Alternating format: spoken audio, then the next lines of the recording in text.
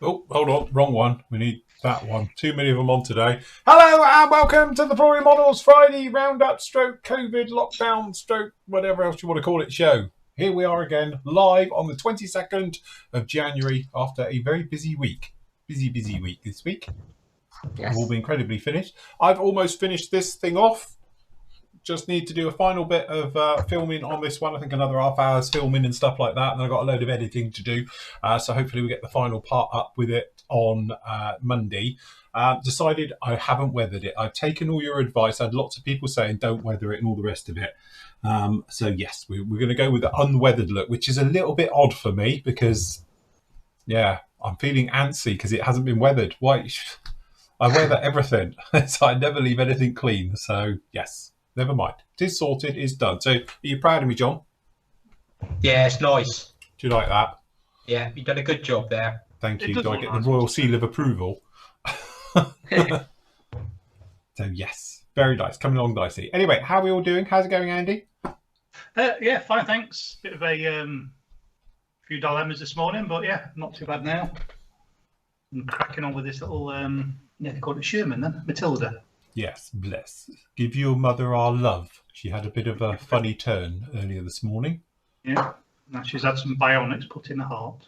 Yes, yes. She's now going to set off every metal detector coming out of Asda. My mum had a incident this morning and got rushed into hospital, and 2.5 hours later she'd had a pacemaker fitted. And they're trying to chuck her out today. Yeah, it's like a Formula One pit stop. Throw her in, quick, get her in and get her out. Quick before she catches anything. Yeah. I think my dad was a bit worried on who's going to cook his dinner tonight. So yeah. You were worried he's going to end up with you. So yes. Anyway, yes. Wish I'll give her our love and everything and speedy recover. Bless her. Anyway, John, how's the last day of your holiday? You at work tomorrow? Are you off till Monday? I'm off till Monday. Oh, that's all right then. Good So, job. yeah. Very nice. Yeah, no, it's been good. Been in here most of the week. I was going to say, it looked like when we came back on earlier, you hadn't moved from last night. Well, I think everyone else would be happy if I stayed in here all the time, I think. That's it. You need a little coffee machine. We do say you do need a toilet or a bucket or a pipe. Yeah. So. Yeah. Or I need some little bells, like they had in the old Victorian houses, And you reckon it'll get answered? Oh, no, probably not. I was going to say, more like you've got a rack of bells in front of you and it's like, ting. Oh, look, there you go. I'd better go. Bless. Anyway, and Matt, how are you? Yeah, I'm good, thank you. Are you warmed up now? Got your heater on? I've got my scarf on. I was going to say, you've wrapped up over the last half hour. I'll tell you what, it's been freezing out in the warehouse this morning, so yeah. And I go all out on Bobby because I was building that new office chair, so I opened the door and let all my heat out, so yeah. Anyway, no, but I'm all good, mate. Thank you. Good. My OCD's telling me you haven't got your pictures aligned behind you. Oh, no, they're not. I just hammered the things in. That's going to ruin it now. I'm going to have to do this because it's like you need to move it over.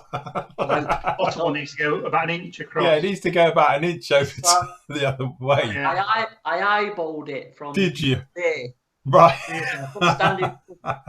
So it was like, bang, put the thing in and that'll do. At least there's something behind me, look. It is now. It's looking half professional now. We're looking all right. Yeah. You'll please my mum because my mum always says it looks very bare behind him. And this was when you was up on the mezzanine. I was trying to explain. You had to move out of the office whilst we were doing it. And you was on and he said, we need something behind him. So she'll be happy now. It's fine. Yeah, well, that's it. We're getting there, aren't we? We're getting there with the place. No, it is. We need some shelving. I was saying to Andy, we need some like shelving and stuff. Mm. So we've got that lovely smooth plastered walls that we spent a fortune on. And now you want to drill holes in it. Yeah, basically. yeah. Obliterated with stuff hanging off it. Yeah, I think we need some models hanging from the ceiling, everything. Do you know what? Yeah, right. Bring the Enterprise up. Yeah, that's it. I could bring up the Mobius as well, the X1. That's what I'm thinking of a shelving. Like. Yeah. I mean, obviously, you can't see on this thing behind me because there's obviously the pipes, but this wall next to me and the front wall where they need something there just as a bit of yes decoration, I think. Yes, definitely. Well, I must admit, you're definitely not as echoey as you was when it was empty the other day. Yeah, but I've got the Yeti snowbally mic thing, which I think's helping as well. So yes, definitely. Yeah. So anyway, afternoon to everybody who's in the chats as well. So we got both chats running today because, to be honest, we're winging it a bit, to say the least. So yes, Enterprise looks good, Phil. Oh, there. Thank you very much, guys. Very nice. Cameras are crystal clear. I'll tell you what it is. It's this thing. Sometimes it just depends on time of day. And I think the later in the day you are, the more people are on it. So that's why everyone's nice and crystal clear. So we have a run around the houses, see if everyone's lined up. And no, it's all moved again. Oh, Matt's crystal clear. It's because we're missing a Nathan. So John's there rubbing away. But yes, everyone's clear today. So that's good. Apparently, Darren says I need a Dua Lipa calendar. I could do a Dua Lipa. Never mind the calendar. She's a singer, if none of you lot know who Dua Lipa. Okay. But yeah, got a clue. That was just a right blank look then from your lot. It was, yeah. Yeah. Who's that? Yes. Right, and hello to everybody who is in the YouTube chat as well. So yes, thanks to Flory for making me a good sleep schedule so we can watch the streams. Is this Jan who was up at 7 a.m. to watch us? Bless. As Matt did point out, they are recordings as well. You don't have to watch them live. You can watch them afterwards. You catch them up on YouTube. Well, does he mean that the only way he gets to sleep is by putting us on? All that, yeah, probably. Watching us. Yes. So yes, lots of you in there. We've got Ireland. We've got from the North Dakota. So yeah, you guys are up proper early. We got from Germany. We got loads Sydney. My lord, lots and lots of people from all around the place. Just before it goes off chat, sorry, Neil's just asked me a question about a pilot figure and painting his transparent. Oh God, say it. Transparent visor. And how would you suggest painting it? He's thinking of painting the face in flesh tones and then applying a gloss for the glass. Would this work? I've never actually done one, to be honest, Neil. I can't say I've ever done a clear visor. I've done goggles and stuff, which are a bit different. I tell you what to go and have a look on is a website called Putty and Paint, and it's dedicated to figures, and I mean top draw figure painters. Go through that, and I'm sure there'll be somebody with, if it's post-apocalyptic or sci-fi or whatever, and you'll get some ideas off that. To be honest with you, Neil, as well, I'm waiting for my birthday present to turn up. It's not turned up yet, which is that AK book that's all about figure painting, which is by, I think he's a Russian artist, I'll call him. He's not a figure painter, the guy's an artist. And I don't know if there's something in there either, but yeah, go onto that website and have a look on that, on them pages, and I'm sure you'll get some ideas. What's the other one as well? Planet Figure is another good forum to go on for figure painting stuff. Might be able to help you. So there you go. Jamo, is it? Says thank you to Andy and Matt for the quick delivery as parcels to him and his dad. No problem. It did confuse us, so we're nearly. I was going to refund you one of them and then send them both in one package. Yeah. Good job you emailed us. Yeah, it is. Yes. It's very confusing. And Jez has got his RFM Panzer and paint, thinners and bits and bobs. Those arrived. So cool. Alex says in here, are AK Interactive in partnership with Display because AK have just released exact same tweezers and PE benders, same packaging, but it's got AK on the label. Yeah, I've just seen that actually come up. Yes, it's what are they doing? The tweezers, these tweezers. And they got AK on them instead of Display, and the rollers for the photo etch. Yeah. And stuff. So yes, I would have thought so. So I don't think they're in. What it is, they're just rebounding. Not being funny, we can do it as well. We can go to Display and say, can we have PM models or Flory models ones done? As long as you order enough of them and you agree a price, you can have what you like written on them. They don't. They make blanks, so Meng do it as well, don't they? Was it Meng? Meng do it. Yeah, Meng rebrand them. Yeah. That's presuming that they're even keeping Display in the loop. They might go straight to the manufacturer and say. Display is the manufacturer. Oh, they're the manufacturer, are they? All right, I thought they had a manufacturer by. No, that's their their retail side of it. But yeah, that they are them as far as I'm aware. So so yes. Yeah, Apparently, Squadron, good business. sorry. Update on Squadron. They're going for Chapter 7 bankruptcy. If anyone wants to buy a tube of Squadron putty for 20 Is it any good? No. Yeah, it is actually. Yeah, but it's no different to the Tamiya stuff, though, is it? Yeah, but you can't get Tamiya stuff either now, can you? Because we have to. Oh, yeah, that's a good point. Yeah. So Yeah. I like it. It's good. Let me just see what I've got in my cryptic cupboard full of. Oh no, you're right. I haven't got any. I thought I might have had a few couple of tubes of the white stuff. Yeah, the old Squadron white, which is obviously that's the new one of it, I think. Yeah, grey. This is You used to get the white and the green, didn't you? Yeah. Yeah. I don't Did think we I've decide got... near the AK putties? Near the AK ones? Did we decide they were solvent or water based? Can't remember. The grey and the white one, because they do two, don't they? Yeah. I thought they're both solvent based, but one was fine and one's more coarse, more gritty. You know what happened? We'll all be back to this, won't we?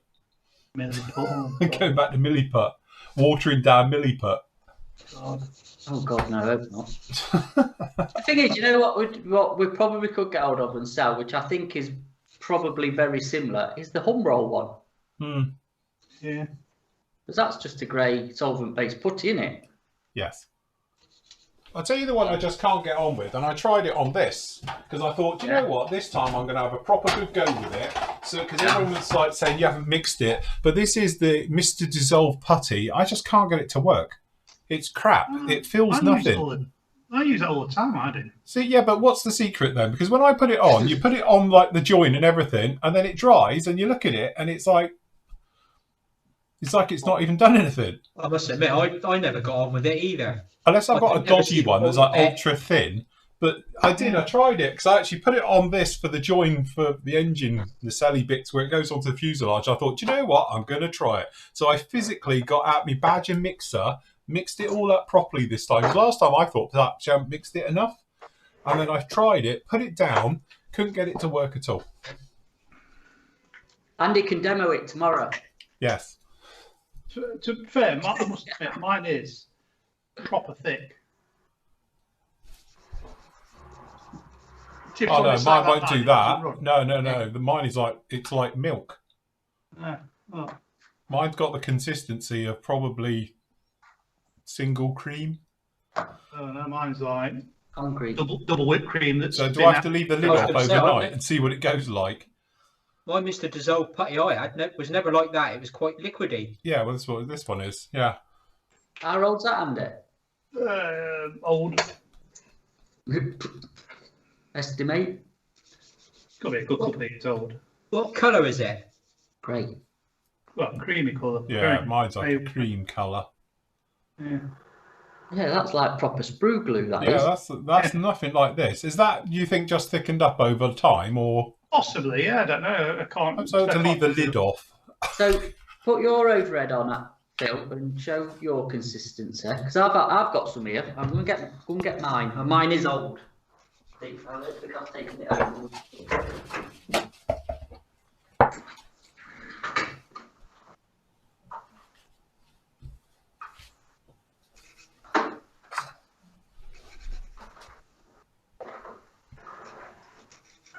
Oh no, mine's way thicker than that, isn't it? Yeah, mine's literally... Must have took mine home or it's upstairs. You could spray that, couldn't you? Yeah, pretty much. What, I'll tell you what mine's got the consistency of. Mr. Surfacer 500. Yeah, that's why I never understood that stuff. I thought, why would you use that and just not use Mr. Surfacer? Yeah. Yeah, so mine's... Never quite got it. No. Yeah, mine's more like Matt said, sprue glue. Perhaps I need to leave the lid off. Yeah. We'll go and stink the place out. I'm going to leave the lid off overnight. We'll see what it does. Yeah, so mine's literally just like... Yeah, no, if I was doing that, I'd now have a lap full. So... Won't be the first time I've done that, is it? Would it? but because it is like that, you can you literally use it like Sprugo, and but it sands easier. Do you know what I mean? Once it's dry, it's... Yeah, no. I must admit, I've used it on here, and I don't know if it evaporates off, but it doesn't seem to do anything. It's not like if you were putting like Mr. Surfacer on, you can then sand it in, but definitely, yeah. Yeah, Dave said his is new and it's like milk. I was going to say, how was you applying it, Phil? Well, the thing is, last time I tried to use it, it was just didn't seem to do anything. You put it on, and when it evaporated, it was just like it didn't fill anything or do anything. So I thought it's perhaps me, I haven't mixed it enough, and it was probably thick in the bottom. So this time I put the Badger mixer in it for 10 minutes, because obviously it had completely separated totally. So I just mixed the hell out of it completely, and then let it stand for a bit. Then I literally just brushed it on with a paintbrush. All over, seemed to look okay, left it overnight, came down and thought, well, where is it? Because it's literally just not a lot at all. You couldn't even see where it had been almost. There was like lumps of it, if you like, and that was it. And well, that's what it did the first time, so I sort of gave up with it then. Right. So normally I use me sprue glue, but again, this is one of those things. I was just trying to try it before we was doing the video build of this, just to, different things, different builds. And yeah, that was the thing where you're thinking, again, I should have just stuck with this, because all I did was I used my homebrew and put that over it, and no problem at all. Sanded it about 12 hours later, and that was it. One coat and done. Right. If I've got really big gaps, I've been using Magic Sculpt, which is in a 2-part epoxy. But unlike Milliput, it's not, because Milliput you get real messy, don't you? Because it's really sticky and gunky. But that stuff, I think a lot of figure sculptors use it, don't they? Yeah, they do. And you can clear a big lot of it up with water as well, wet cotton bud. Yes, definitely. So what about using decorators filler in chat? Yeah, that's what I'm just about to click on the link. Let's have a look. So what's this stuff? This is no nonsense fine surface filler. Ooh. Screw fix. That's what Matt needs for the bison. What bison? Don't mention the bison. To be honest, I used a filler for the house, seeing that, and it was one of those ones, it's like a mousse. And I was like, this will never work. Have you seen it? But it comes in a tub just like that, but it's literally like a whipped mousse. So you take it out and you think, this is going to be crap. And the stuff was amazingly brilliant. It was filling old holes and various things. I had one of those pieces of artwork on the wall. You know, those were like craft where you've been here. You know, those ones I used to have, which were at different levels. So when I took them all off the wall, it looked like I've been involved with a drive-by. Because obviously it took me a couple of attempts to get the it lined up correctly. So it looked like somebody's driven past and shot the shit out of the wall. So I ended up using this stuff to fill it all up before I repainted the wall. And it actually was really good. I did think at the time, I wonder if that would work with our side of things as well, but definitely. So there you go. Dave said YouTube chat, thanks for the quick delivery of the 108. Got it on Wednesday. From David. Good job. I've got one of them here. I hate playing. Do you not like it? Not a fan? Not a fan. I keep telling Matt every time I pick one off the shelf, don't I? Yeah, you do. Yes. And actually, I quite like it. I think, Jeff, if when you see them in standard civilian liveries, they look nice, but as a military one, it's just wrong. And what bugs me also is that they used to use them in a lot of films, didn't they? Pretending to be 109s. Yes. Well, they're only one number out. Well, I was going to say, it's got the same tail, isn't it? It's got the same wing, hasn't it? I don't know. I'm just looking at the box now. I've got the box of it over there. So, yes. You still got a 32nd one? Yeah.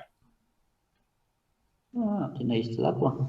I'll keep hold of that. It's going to be a rare kit, I think. Is it going to be a rare kit? Is this one I need to hold on to? Yeah, watch it. It'll be back out again. I don't know, to be honest. But question: are Haynes books any good for references, pictures, and information? They are if you want to repair your car. I've got one on the Sherman. And again, it's got all the technical things in there as well. I don't think it's not like we were saying like yesterday's show where I showed you the books that have got all the references. They're not like that. But the ones that they brought out are quite good for an overall, because they do like the history of the aircraft or the whatever it is as well, isn't it? Yeah. One of the guys. Sorry, Matt, go on. I said everybody's going to need one for the Vulcan. One of the guys in our questions yesterday was asking about what, where can you learn about different aircraft and things, isn't he? And I think they're a good resource for learning about a particular thing, like the Sherman, because it does give you a lot of in-depth knowledge about it, but not necessarily sort of the scale model sort of information that you need, does it? No, that's it. Again, if you got like a good reference book, it's one of those things where they're sort of worth their weight in gold. And sometimes, like we've spoken about before, the A10 reference book, which I used for when I did my 32nd one, things like that, and the 48th one, to be honest, those will go out of production. They go for stupid money when you can't get them. So, they were going for like 200 quid. So, and it's like, well, it's a 50 quid book. That's ridiculous. But luckily, they tend to do reprints and things like that of them when you can get them. But I do think, when they come out, I think, oh, should I get one? And then normally I hesitate. Then you can't find one, Never hesitate. Because that's the trouble with the hobby in general. And it's a bit like we talk about decal sheets sometimes, isn't it? It's like people say, oh, I can't find that decal sheet because they only make X amount of them. They only do print runs of X amount of them. And because we're quite niche in the hobby, if it's a hobby related thing, they don't make hundreds of them. So when they're out, that's it. It's very hard to get them. John the Panda says, what do you guys do to boost motivation when losing interest in a build? Do you have much on your shelf of doom? You must have been working through it now. There's enough. Well, apart from the Buckeye. We're waiting to see the Buckeye come to life. No, I can't because the canopy's knackered, isn't it? We can get you another one. I'll do a 48 foot, I think, next time. I know a man who can make you one. Yeah. I don't know. I think the thing is, it's easy for us to say because I think from a team point of view, we bounce off each other quite nicely. So even if one of us were doing something really crap and didn't want to do, we would make them do it. Get Michael out of them until they... Yeah, we just take the mick until they literally get on with it and finish it, or give them so much stick for quitting on it that they can't. So, and to be honest with you, like the classic is, it sounds horrible now, but I'm not massively into Star Trek, you see. So doing this one has been a little bit of an eye-opener for me. But the other thing as well, I really lost the mojo when it came to doing this Aztec effect and all the rest of it, purely because it was just, it's a nightmare. So like I said to the guys, I'm just going to push through with it. Originally, I was going to start on the other ones and then on the other builds as well. And I normally have 2, maybe 3 on the go at once. But I was like, no, I'm going to focus on this one. And it's only taken 2 weeks to build and do it all, which is pretty good going. But that's the point. I think I would lose my mojo if it was in working with something at the same time. So if I was working on the helicopter, I know I'd focus more on the helicopter than doing this. And again, you sort of are into it so far, and it's a video build from my point of view. So it's like, I can't get out of it anyway. So I was like, do you know what? I'm just going to push through really heavily with this week. And then next week we'll start on the actual helicopters and do that type of thing to it. So I think that's the thing. Sometimes you need a little bit of dedication just to push through and say, right, you know what? I'm going to get on with these and get them finished. Or start something new. Or you do. Until you start doing video work, then you can't. Exactly. Because everyone's like, why aren't you doing that anymore? I've been waiting a week. And you're like, I hate it. I don't want to do it. Don't make me. I'm going to stay in bed and say I've got a temperature. Yeah. Come on, glue. I tell you what, it takes a bit of bite in this AK black glue, doesn't it? Mm. Come on. Once it goes, it's really good. I like it, but it's just got that bit of time to manoeuvre stuff and that. Yeah, it hasn't got the instant grab. It ain't got the exactly. Just come on, grab. Yes, there you go. Once it goes, it's really good. Okay, Rob says pearl coat if I want a subtle coat, do you have to give it a haze coat or a full fat spray? I think with pearl coats, you've got to just give them a full spray. I don't think there is such a.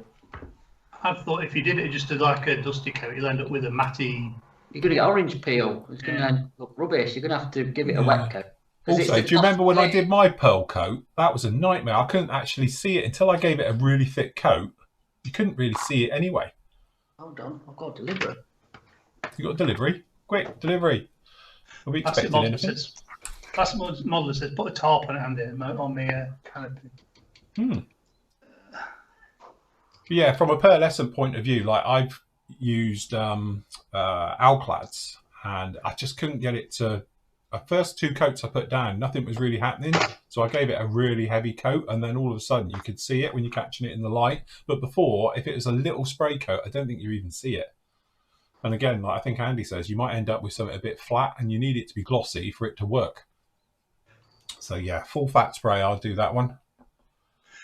Shamir says, could you use Mr. Service 500 for filling seam lines, etc., or would you use Mr. Service 1000 or 1500? I use 500 all the time for the seam line. Yes, yeah. And the problem is, with it being a hot product, it can shrink back, can't it? So. Wrap one of my fingers. You're right. Yeah, so to be honest, I've got all of them, but over time they thicken up anyway. Yeah. They do. And I've used 500 on this Sherman again. Matilda quite a lot because you can't see it. The camera's not sharp enough, but I've redone the casting on bits. Where's the Zimmer it? Forgot about that. I'll get a tool. Yeah, so put extra casting back on it, and also Tammy forgot to put some casting on the front. So I redid it. No, not really. It's where I messed up, and to hide my mess up, I ended up putting casting on it instead of having it flat. But no one would ever know. So shh. Don't tell anybody. They'll not know. Ooh. Again, the thing is, when you're into fine stuff, so if we're not talking big lines here and gaps, we're talking just fine little things like perhaps a little bit of rescribing's gone wrong or something else like that, then yeah, absolutely, like Mr. Surfaces are great for it and everything. Apart from that, to be honest, it sounds stupid, but my go-to is still homemade sprue glue, because I just love the way it works. It's great because that way, if you have got to rescribe or definitely re-rivet over it or anything else like that, it's straightforward, very, very easy. And also this stuff is what I call structural, because it will melt just like plastic. So it makes a very, very strong joint. Chris Bailey says. Hold on. Gary, is this the book you bought? Hold on, let me find him. That one. That's huge into that thing. It is a big one. That is just amazing. Because I've got obviously me being Sado has got the extension one. and the one that's coming in the post. Yeah, that's the bigger one, isn't it? But I tell you what, that's the proper big Bible thing is brilliant. It's really, really good book if you're going to go down the diorama road. Chris Bailey says, hi guys, anyone know of a 148 Bristol Blenheim Mark IV? I can find 7 seconds. Matt's done one. No, I've done a Mark 1. Which was Mark 1, was it? Sorry. But anyway, yeah, classic airframes do a Mark 4. If you want to go that way. Yeah. I reckon Airfix will end up doing. I think they will. The Mark 4. Because the nose is separate anyway on the Mark 1 and 48, isn't it? And they've obviously done Mark 4 in 70-second because I've built it. That's upstairs, the little 70-second one. Yeah. So, yeah, I would have thought Airfix would do it. But say classic airframes definitely do one, don't they? Yeah, that's expensive. Yeah. And probably not nice to build, but. My Mark 1 was a bit of an handful, but looks good when it's done. But yeah, they're not straightforward. As for ratios for making sprue glue, the easiest way is if you go into here, go to tutorials. It is free. Go to tool section. And on down half, and this all loads through. down in here, you got a video making your own styrene filler, and then down in there you will see we talk about it and show it. So we've got all the things about going through, cutting it up, and all the rest of it. So it's literally what I would say though, and I think this is where everyone gets a little bit sort of hatty about it, shall we say, and they say, no, it doesn't work, it's this, that. If you use sprue, it shrinks. So what happens is, sprue has been through the mill so many times, I think it just doesn't make a good filler in that sense, because it tends to shrink back and all the rest of it. If you use a proper styrene sheet, so with this particular one, I think we use 0.25 sheet, but any size will do. It just takes a little bit longer to melt. Chop it up into little bits as you see here, and then I just add extra thin glue to it.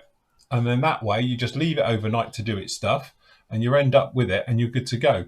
But again, I think, I got quite a bit of flack off of this to start with, because I'm not teaching variants. It's been around since the 70s. It's just that I've sort of gone around with using proper styrene sheet rather than sprue, because also you get people and they put different sprues in it. And if you got like different types of sprue in there, it works differently.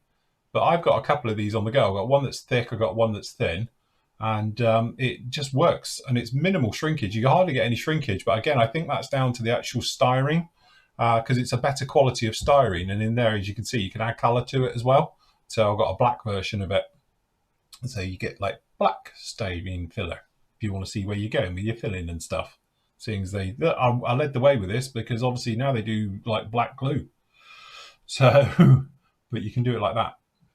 So definitely. But again, thicknesses and ratios, this is one of those things. You do it to whatever works for you. So if you want to thicken it up a little bit, you just literally add more styrene into your thing, or just leave the lid off for a good couple of hours. And if you want to thin it out, obviously, because it will go thicker over time through usage, and then all you do is literally just come in with a bit more extra thin, and you just put a little bit on there and away you go.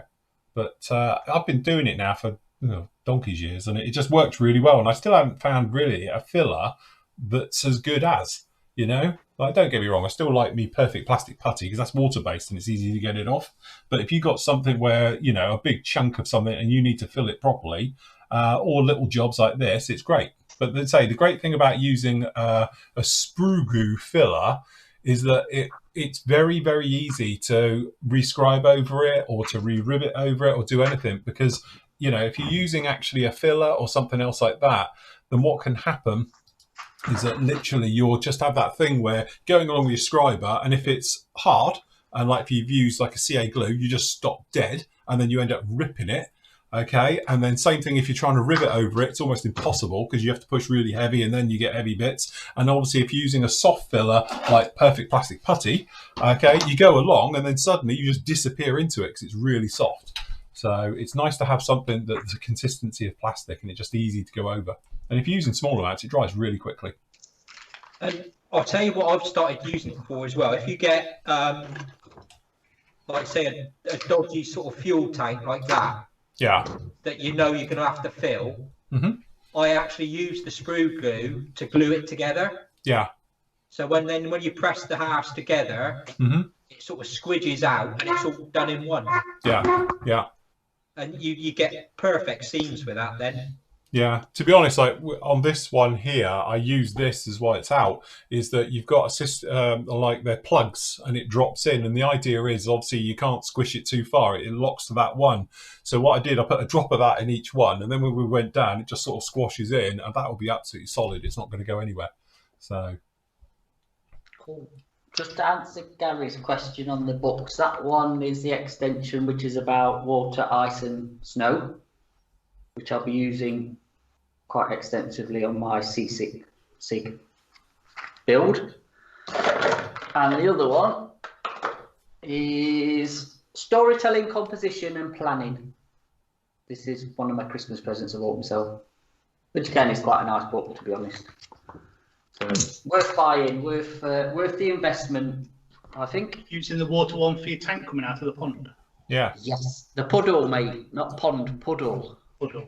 The lead. Yeah. Forward. Yes. One here for John. Can we ask John about his craft knife? Is it a Brad Parker handle on it, John? If so, can I ask where you managed to buy one? What? Your craft knife. Yeah, That one. I assume so. A Swan Norton, isn't it? It's a Swan Morton handle and blade on it. I think I just got it off eBay, to be honest. But I find they fit nicely in the hand. I did have these, used to use these old Swan Morton craft knives, but they're a bit small and the blade can wobble a bit.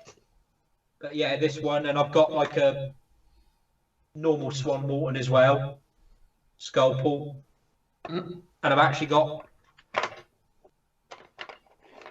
two of the handles. I've got one with like a curved number 6 blade, and the other one's got a straight number 11 blade on. Yeah, I think I just got them off eBay. You're all mad using those dangerous pieces of equipment. They should be banned. Do you know how many modelling injuries are caused by those? You need a safety knife. I know about one a year with it. That's what I mean, you see? You're all mad. You're just waiting for something to happen. People like you clogging up A&E with fingers hanging off and leg injuries where you've dropped it in your lap.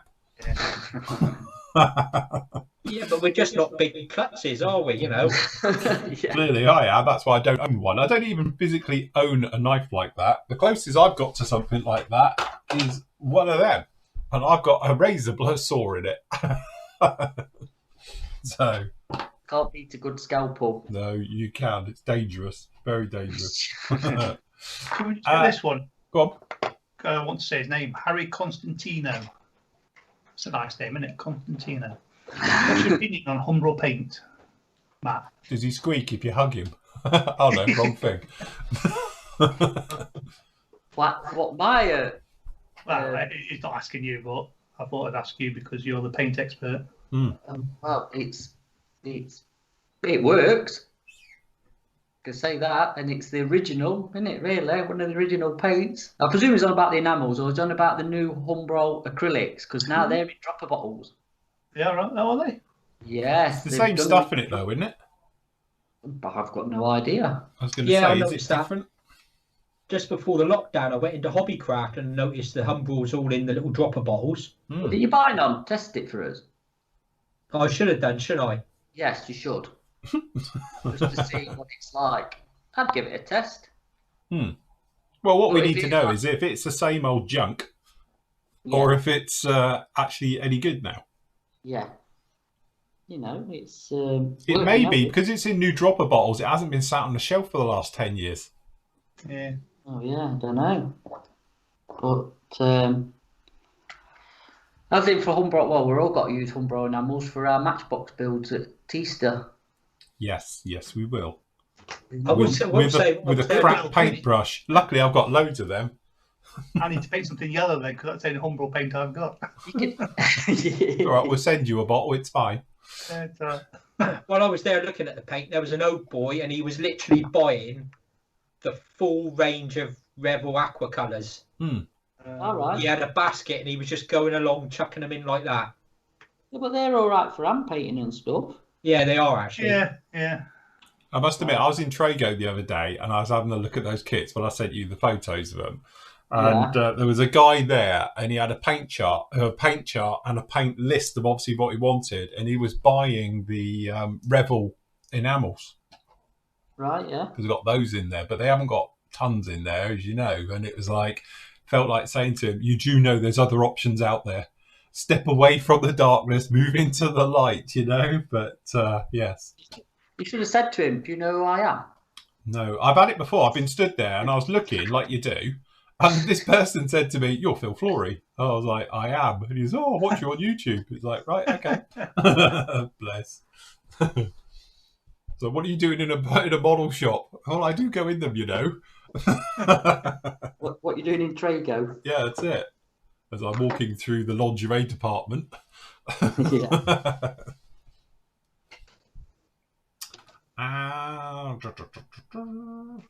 Yes, apparently it's just the same stuff. It's just in new bottles. Oh, it's a shame, really, because it would have been the right opportunity to. They could have just gone for a full relaunch. Yeah, new bottles, Yeah. new paint. Let's face it, AK and MIG do it all the time. Works for them. Phil, you can buy a rectangle. It's not that. I don't get on with the entire thing of scalpels and that. I am terrible, absolute terrible. I am such a klutz that I put the old it's not Olaf. How do you pronounce it? I call them Olaf blades, but somebody will be on there clearly will say it's not an Olaf blade, it's a whatever. But anyway, it's what I call them. But Offler or whatever they are. Offler. I've got. Look at that for a scriber. What's that? That's an off. Down a bit. Can't see you. Can't see. Bring your hand down. Sorry. That's it. Jesus. Did you get that from B&Q? The hell's that? Can you imagine scribing with that thing? I was going to say, is that laying carpet? That was the first scriber I actually bought. What, for those tight to get to places? Yeah. Well, that's what the Tammy ones are made by, aren't they? Are they? Yeah. Yeah, they're made by Offler. Yeah. I don't know. This isn't actually an Offler. This is a GR1A thing from my brother's company. But I've got Offler blades in it. It says Offler on the back of the Tammy one. Ah, right. Okay. Yeah, but they're not as vicious as the one I've got. Look, that's a bit. Yeah, that's proper, yeah. See, I've got the old school version. Which is the old one then? Because I've got the original. That's one, the Tamiya one. That's for carpet cutting, like the one you've got. Yeah, so which one's this? Is this the older version and the new one? That must be the older one. What's part number on it? Oh yeah, this has got Offler written on it as well.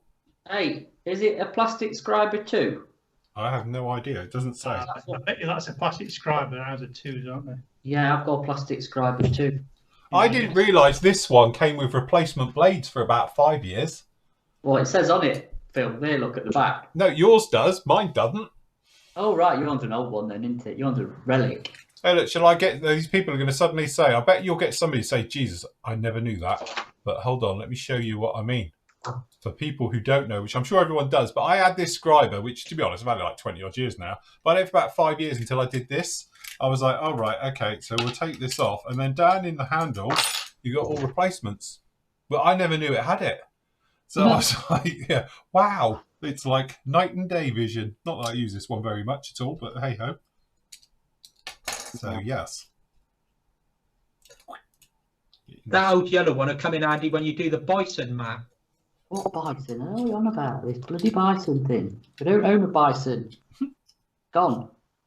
You better not have sold it. I'll be upset. That's our wall hanger. We're not allowed to sell it. Hey, you can build it and I'll hang it on the wall. No, you're right. I'm not that bad. You've never done a model kit. Matt. Yes. What do you use for sculpting your terrain for dioramas? Polystyrene cutter, you got the fetching it. Are you on about polystyrene or the actual texture? Well, imagine. Well, show both. And have you got the polystyrene cutter there, or is it upstairs? Got some upstairs. I'll go get some. This is what I use to cover it. Well, one, something similar to this sort of product, which is, as we've said, I can't get the lid off it. Hold on. Like a sandy paste in a jar pot, which I actually like. It does dry rock hard. And then for the actual structure or whatever you want to call it, I use insulation foam or insulation, whatever. I've got some out here. I'll show you. Hold on. You're better off with XPS foam if you can get it, insulation foam.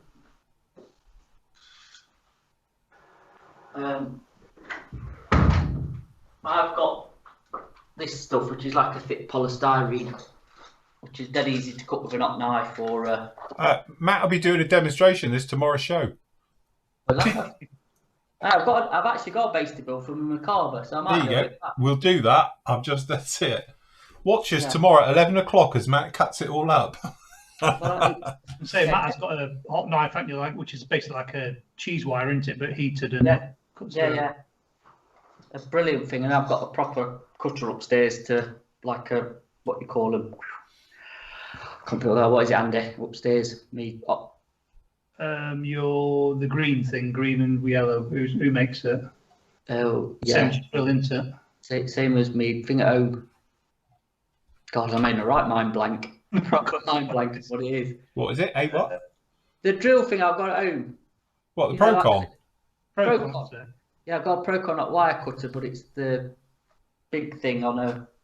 Yeah, I'll take a photo. I can't think where it is. I mean, right mind blank. Right, stick this last one on, and then. Is the old CH53 a good kit? If you're on about the old Revel one, No. or the old Airfix one, because Airfix did one, didn't they? Donkeys years ago as well, didn't they? What, the 72nd one? Yeah.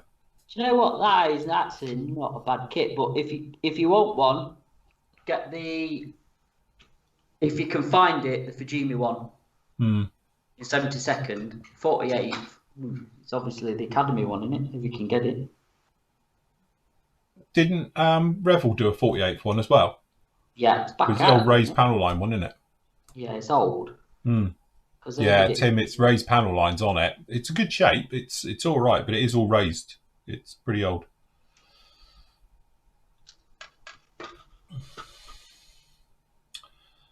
Greetings from California. I just happened on YouTube. It's 6:41 a.m. Crikey, look, you wake up to us. That's the thing, isn't it?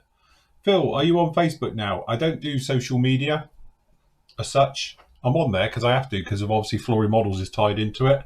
But personally, no. What acrylic paint brands is better than Humbrol?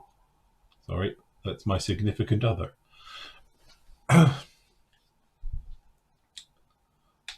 Humbrol, I would say, if you go into acrylics, it's Tamiya. Is he on about pure acrylics though? Wow, again, this is the trouble, isn't it?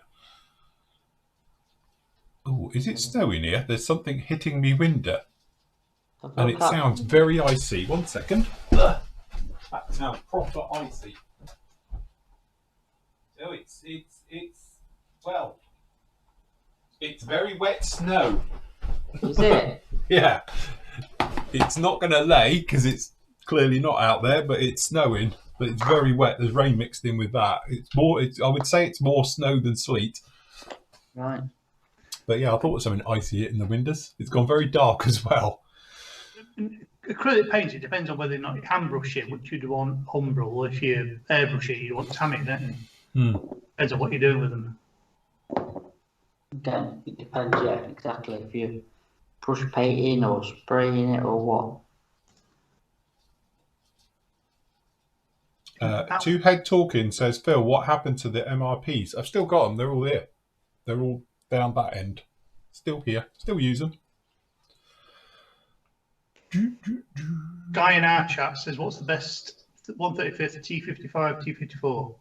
Oh, God. I'd say either Tackham or Mini Art. What about the new rifle one?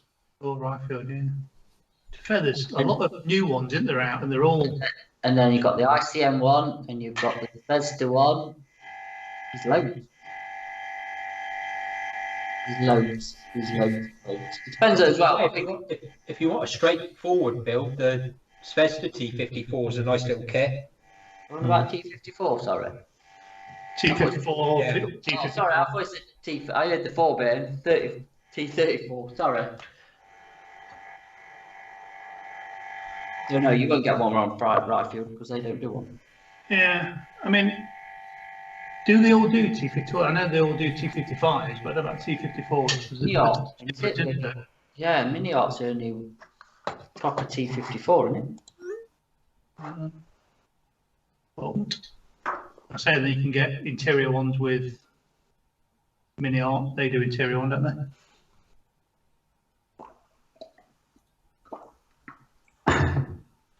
Tom Carrington, if you just happen to be watching this, probably not, but anyway, he sent me an email. I've tried to answer it and it keeps bouncing back. And now it's stuck in one of those things where it says it's going to try and do it for the next 55 times, but clearly I think you've got the wrong address. So I don't know where to be sending it to, but it keeps bouncing back. It's just come back again. Rob says, do you know everything about Max equipment? What colour pants he has on today? Blue, he only wears blue. Brown.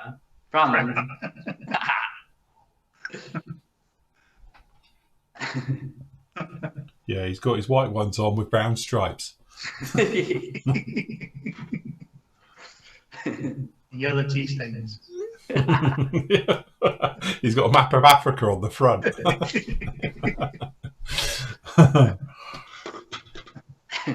As for hand painting, we get this question come up all the time. The guys are asking about hand painting acrylics and all the rest of it. I think obviously best way to go is model colour for hand painting. They're absolutely beautiful. You've got a zillion colours as well. You're not a shortage on that range. It's like something like 500-600 colours, isn't it? In that lot. What the model? Yeah, the model colour one. So if you're into hand painting, you've got that option. But then again, we were talking about the other day because we got them out. Is the Revel? There it is. Still got it from when we were talking about it.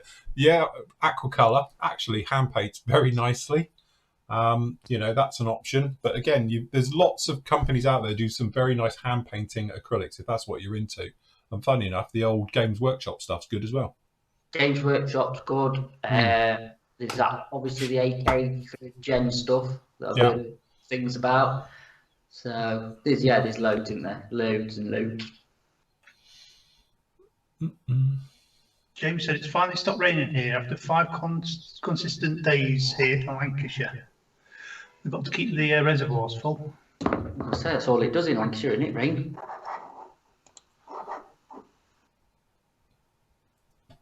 Flory, Peter North here from America, old adult film star. Always awesome content, lads. Huge fan. Thank you. Yeah, back at you. Yeah.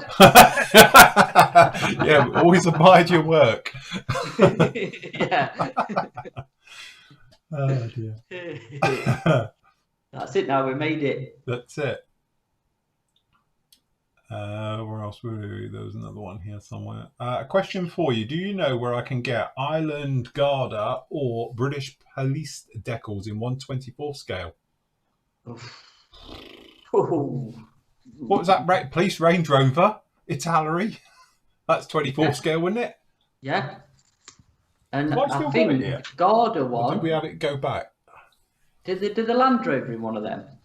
The 24th Land Rover. Do you know what? I think it was, wasn't it? That was the Garda one. Yeah. Don't know if was that the 24th? It was in green, wasn't it? Yeah. Yeah. That would have been 24 scale as well. I think it was. As for standalone decals, I'm not sure, but I'm just thinking of kits that I've seen with them in. Yeah, I must have sent back that Range Rover too, or we auctioned it off, because I haven't got it here anymore. I ain't got one. So I think we auctioned it. I think we've just made Gary spend some more money on books. No. They're worth buying, Gary, I have to say. You won't be disappointed if you know. Fact form. What about fact forms? What's going on? James has just put fact form. Yes, I saw that as well. Don't know. Is that something we've missed in chat? I think we missed that bit. It's gone up. Sorry, there's another one in here. Matty is going to start building the Tamiya 1/20th scale Lotus Type 79. Any tips for it? Will anyone build that? No. No, but it's a fab kit. Yeah, I must admit, I haven't built it. Any issues with it? Chuffing out. I think Chris delights his scalpels. Have you seen the picture? God, he's like Freddy Krueger, isn't he? Jesus Christ. Does he make a glove out of that? Hold on, I'll show it on the thing. Look at that. Jesus. That's a man with too many tools. Too many scalpels. Yeah, that's it. A scalpel for every needed job. I was going to say, never trust. Has he got duct tape and a tarp as well? Yeah. It's like a murder kit.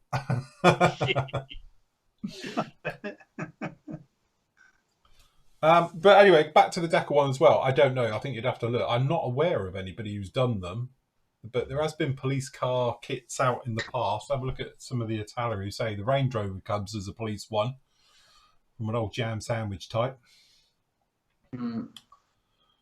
Oh my God, a question about RLMO2. Do I dare read it?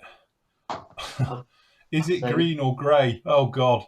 Go back about a year in time. We had about 20 shows on this, didn't we? On social media, I tell you what, you've started a war. You will, seriously, we had this on our site as well for weeks. This went on, wasn't it? Because apparently RLMO2 is one of those colours where it could be green, it could be grey. It depends on which day it was painted. Oh, don't go down that road. Who buy Just and where? don't do it. That's a question for Nathan, and he's not on. So that's how we. I like Tammy's XF22 because that's RLMO2 and that's a greeny grey. That's an early one. Oh, is this an early one? So, but this is it. We've had Nathan on, and just to paraphrase, like I'm not joking. It is literally. It depends if it's early or late. Who did it, when, and where? Yeah. It's one of those colours. It's very, very difficult. I would just take a punt. If you prefer the grey look or it's looking good on your references, do the early one, and the later one is more green, isn't it? Yeah, it's a light version. Lighter. It's lighter. Oh, it's a lighter version. So, yeah.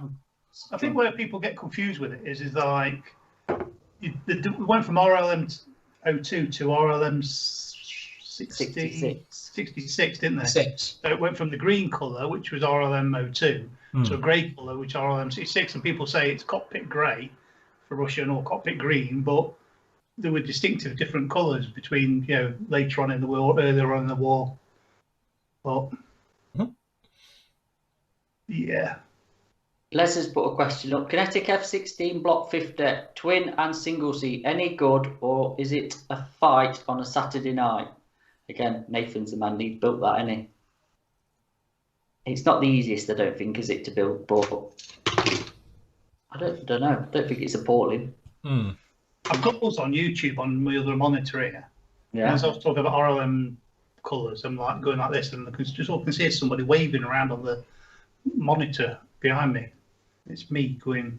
He's watching himself. Yeah, never watch yourself. What's he doing? Yeah, there's a madman waving in the background. So anyway, Kinetic F-16, what's your opinions? I would say it's doable, but like Nathan has said, you want to make sure you've got rid of all of the ejector pins because they can have issues, fit issues. They've got injector blocks almost. Make sure you get rid of all of them and clean up all your parts. Sharpen them all up. It's a little bit soft. If you sharpen up the parts, plenty of test fit in, as Nathan's proved. And to be honest, Ron's done one as well, hasn't he? What would his be? Block 60? Because it's Romanian. I don't know what that one is. But it can be turned into something very, very nice. But it's not shake and bake. If you want a weekend build, do the Tamiya one, because that falls together. It's an absolute joy. But if you want something where it's a little bit more work, obviously it's a lot cheaper, then obviously the Kinetic one's way to go. But also, two-seater, going to have to go Kinetic. I think he wants the Block 50, so Tamiya do that, do they? They do in different vises of it. Which one have I got down there? I've got the Block 25, 32. We've got the Block 50. Tamiya will do it in some of their guises of. Because the Block 50 is the big mouth one, isn't it? Yeah. Block 32 is the small mouth one. I did the Kinetic one quite a while ago, and it wasn't that hard, to be honest with you. I didn't have a problem with it. The only problem I did was of my own making. I put the front bulkhead of the wheel well the wrong way around somehow, and then so there's a lip on it where it fits onto the fuselage when you put it in.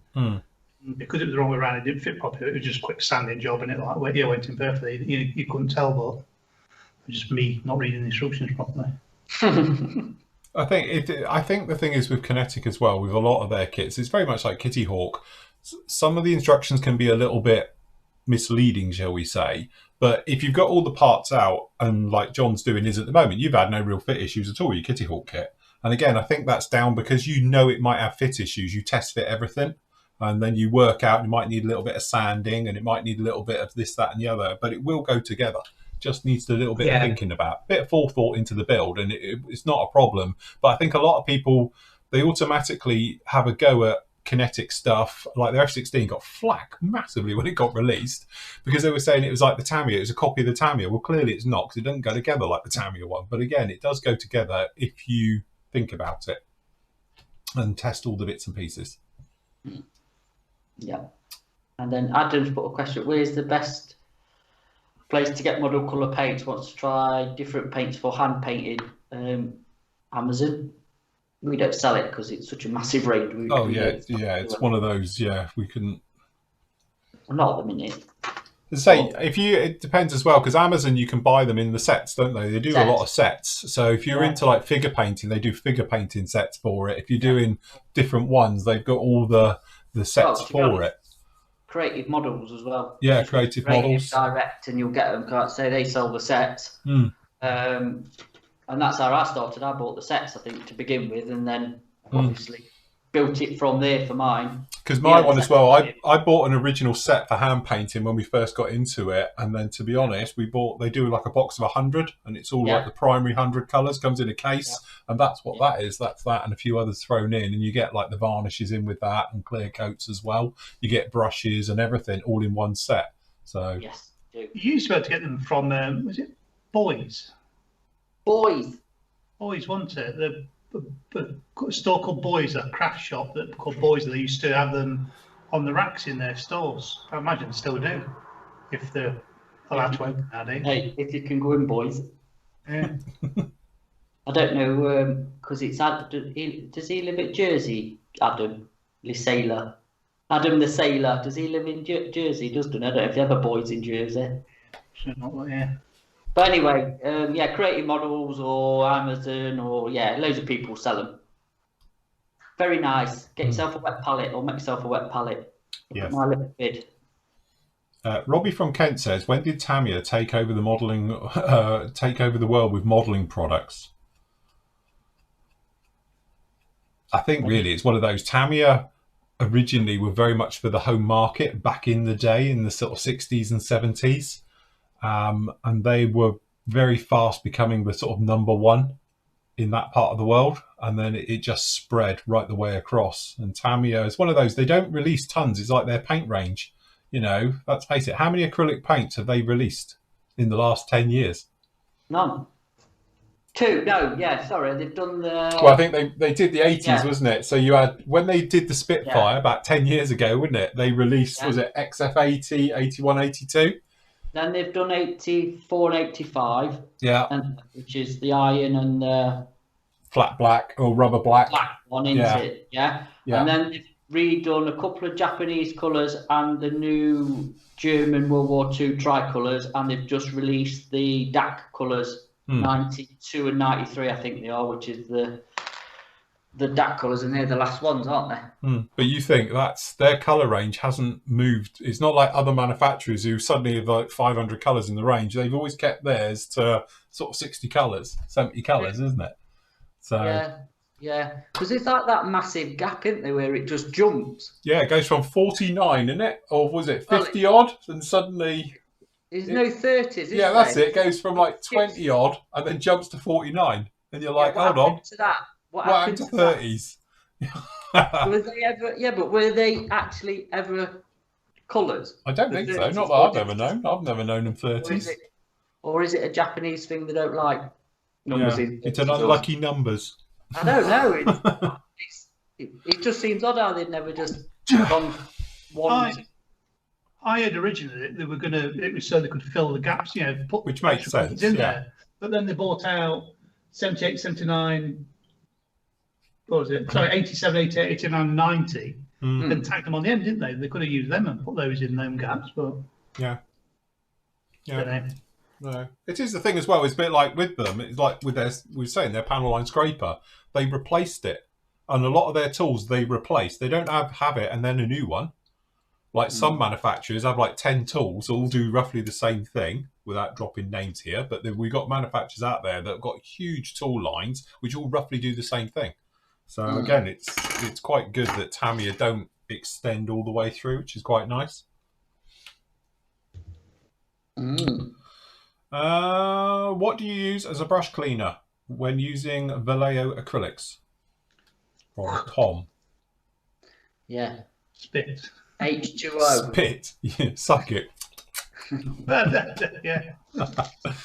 Or I just spit on a piece of kitchen roll and then just roll it up.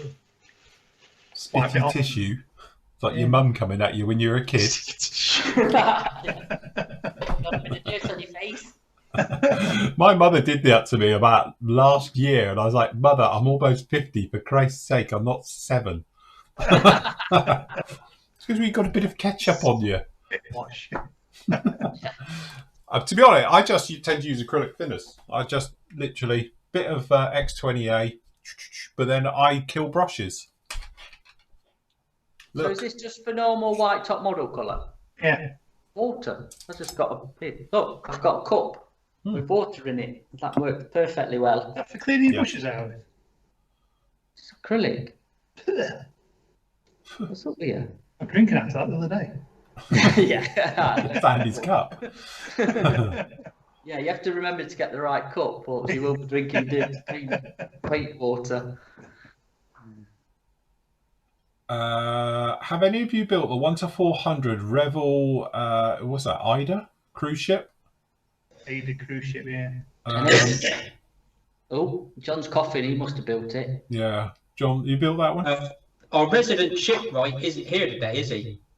He's proper skipped it today. They're all like Oromo ships and all Yeah, sorts. that's it. The shipwright's not here. The German shipwright isn't here today. So He'll be on tomorrow. He'll be on tomorrow. We can ask him about it. As Wattel 92 says, cruise ships that sounds really niche. I think it is really niche, isn't it? He said, why do you think they're not popular as a model kit? Just niche. Yes. Again, it's that crossover, isn't it? A lot of people who do sort of ships and that tend to do like the RC ones, because I know loads of guys who do fantastic battleships and stuff, and they go and float them on a pond somewhere. But they're not modelers like our traditional, but you think they would be, because the skills and the detail that are on them are absolutely amazing. They distance themselves from us plastic static modelers. Oh, that's it. Yeah. They're far too snobby as they're, reenacting Pearl Harbor. Yeah. Or the Battle of River Plate. Yeah. in a local duck pond. Yeah, that's it. In a pond, getting attacked by a swan. Yeah. The attack of the 50-foot swan. Yeah, that's it. Some dodgy sci-fi film, B-movie, innit, from the 50s. Mind you, saying about dodgy things that you watch, I actually spent 30 minutes watching a guy in a digger digging out another digger that had sunk in mud, literally up to the cab. And I was enthralled by it because he had to get these bits of wood out and go along. It's one of those things that happens on YouTube. It auto-played after something else and I was busy. And next thing you know, I'm like, this is brilliant. And all he's got is a GoPro in his cab. And he's like, zzz, with his bucket, digging it all out. Anyway, I watched the entire thing. It was riveting. So now on my YouTube feed, I've got everything to do with heavy plant equipment. That is the problem, innit, with it.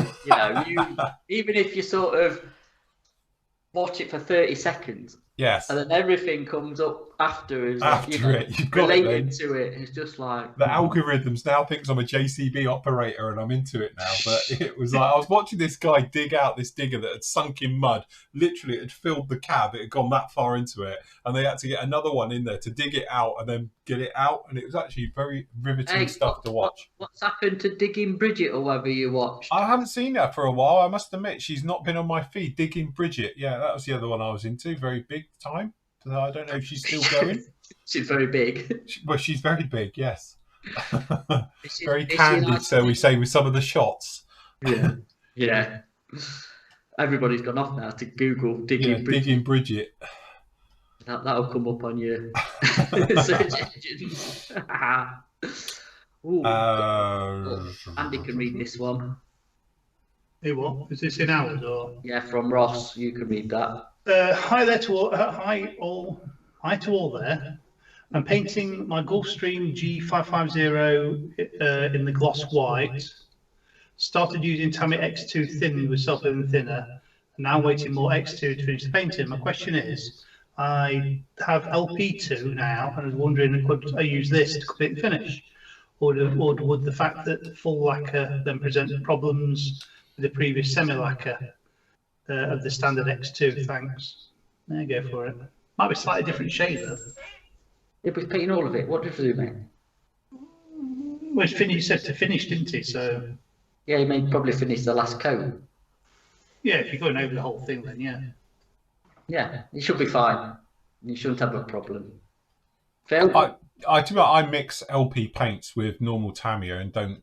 Yeah, if you're using especially like self-leveling thinners or rapid thinners, then I don't think it makes any difference whatsoever. You'll be absolutely fine. Yeah. So I don't think you'll have any problems. Because to be honest, like this is a classic example. I used because to be honest, I actually ended up using 3 bottles of X2. Luckily, Matt sent me a 6-pack down the other day of X2 white on this one, and then I used a little bit of LP paints into it as well. And I was using a mixture of rapid drying thinners and normal thinners as well, right the way over it, and it didn't have any effect. Because to get this colour difference on the top, I mixed in little bits of LP paint in with the Tamiya X2 to do that colour mix. So I've ended up with bottles of, literally I've got these bottles of half-done colours everywhere, which have got various shades. In fact, that one's empty now, but this one in here, we were working through different shades of it and everything else. But I don't think it's any problem at all. As long as you keep in with the same thinner in it, you'll be okay. Your LP2 really, really thin? Yes, it is, yeah. Is it? But I got one that matted off used and then filled up with Yeah, love that smell. thinners. I've actually got quite into LP paints. From a sniffing point of view, they smell so much nicer than other people's. Russell says, thanks to Matt and Andy for the prompt service of his Panther with some aftermarket stuff that he's now got for a diorama. There you go. But it's diorama, aren't they? Cool. Yes. Very good. Can't wait to start it. Very good. We've got clear skies now. Do you know what? It's funny. I'm now looking, because I have my blind shut for this, and it's blue sky. It's gone through that weather. Little band of snow just gone through it. It's lovely behind it. Jez has got a problem. We know. He's got a leak. Has he got leaky things, has he? He's got a leakage. Oh, yeah. I've got a strange situation. One of my Hataka lacquer paints, which I have not opened yet, has leaked onto his Flory Models paint rack. It was the orange top. Ooh. The bottle. Would you store it upside down? How's it leaked if it was... Unless the bottle split. The bottle's been sat there for the past year. The paint was the interior green. Any ideas? What, on how to redo your paint rack colour? You've now got a nice stripe effect, have you, of interior green? Honestly, I wouldn't put lacquers near it, not with acrylic backing as well. It will go to mush. How's it split, Jez? Has the bottle split, or did it literally, you stored it on its side or upside down and it's leaked out of it? Yeah, give us some more information. We need more info of how that's leaked. Is it the plastic bottle itself, as in the bottom bit? This bit split, or did you store it like that or like that? What happened? I don't suggest storing them upside down. That's definite. Yeah. So give us some more information on that, because we're intrigued. But no, we've never known one to not leak out of one of the packets. If I'm honest, when they're upright, they're pretty all right. But don't know. Mr. J says, Phil, he's got the Tamiya 1/12 scale Williams F1 car. The blue colour looks a bit bright for the real car. There are some decals that are supposed to match the colour. Any suggestions? Don't forget, if it's Tamiya, they'll be working on their colours to make that colour for the Williams. It's probably not the correct colour. I don't know what the Williams blue would have been. Andy, any ideas? Zero paint. Yeah, zero paint from Hyro Boyle is your best bet. Yeah, you're probably better off with for a closer match, because all Tamiya will do is they will do ballpark what they can get away with their own colours, no doubt. It won't be the official colours, but zero will be. Will probably have the exact match for it. Yeah, so, I'd say so. I should Coco. If not, if you can find the actual real colour, just go to a paint mixing shop and get a touch-up done. If you find a paint code, the proper paint code, you could get a touch-up pot done for about £5. Because that's what Matt did for me when I did the Red Bull, wasn't it? The Ducati. And the Ducati.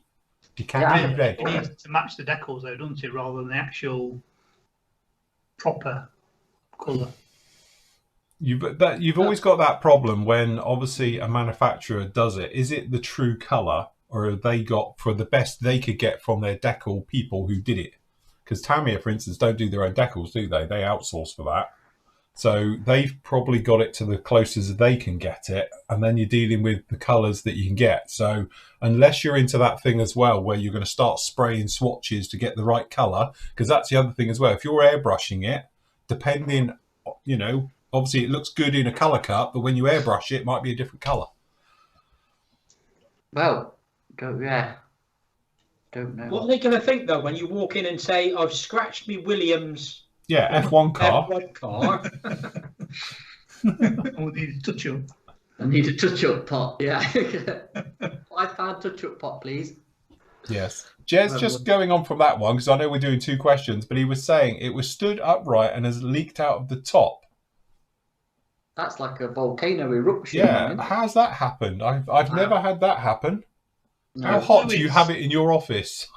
Is it boiled? Can expand and contract on heat, can't they? But well, not to that point. I've never known one to quite explode upright like that. I'll tell you what, this is one for Mythbusters. Can't even say it, never mind. Isn't it? And in my defence, you keep saying about the Flory model paint rack, they're no longer us. We have nothing to do with them. So if you're blaming the paint rack, you'd have to speak to other people about that. Speak to our old manufacturer. So, yes. So I'm not quite sure.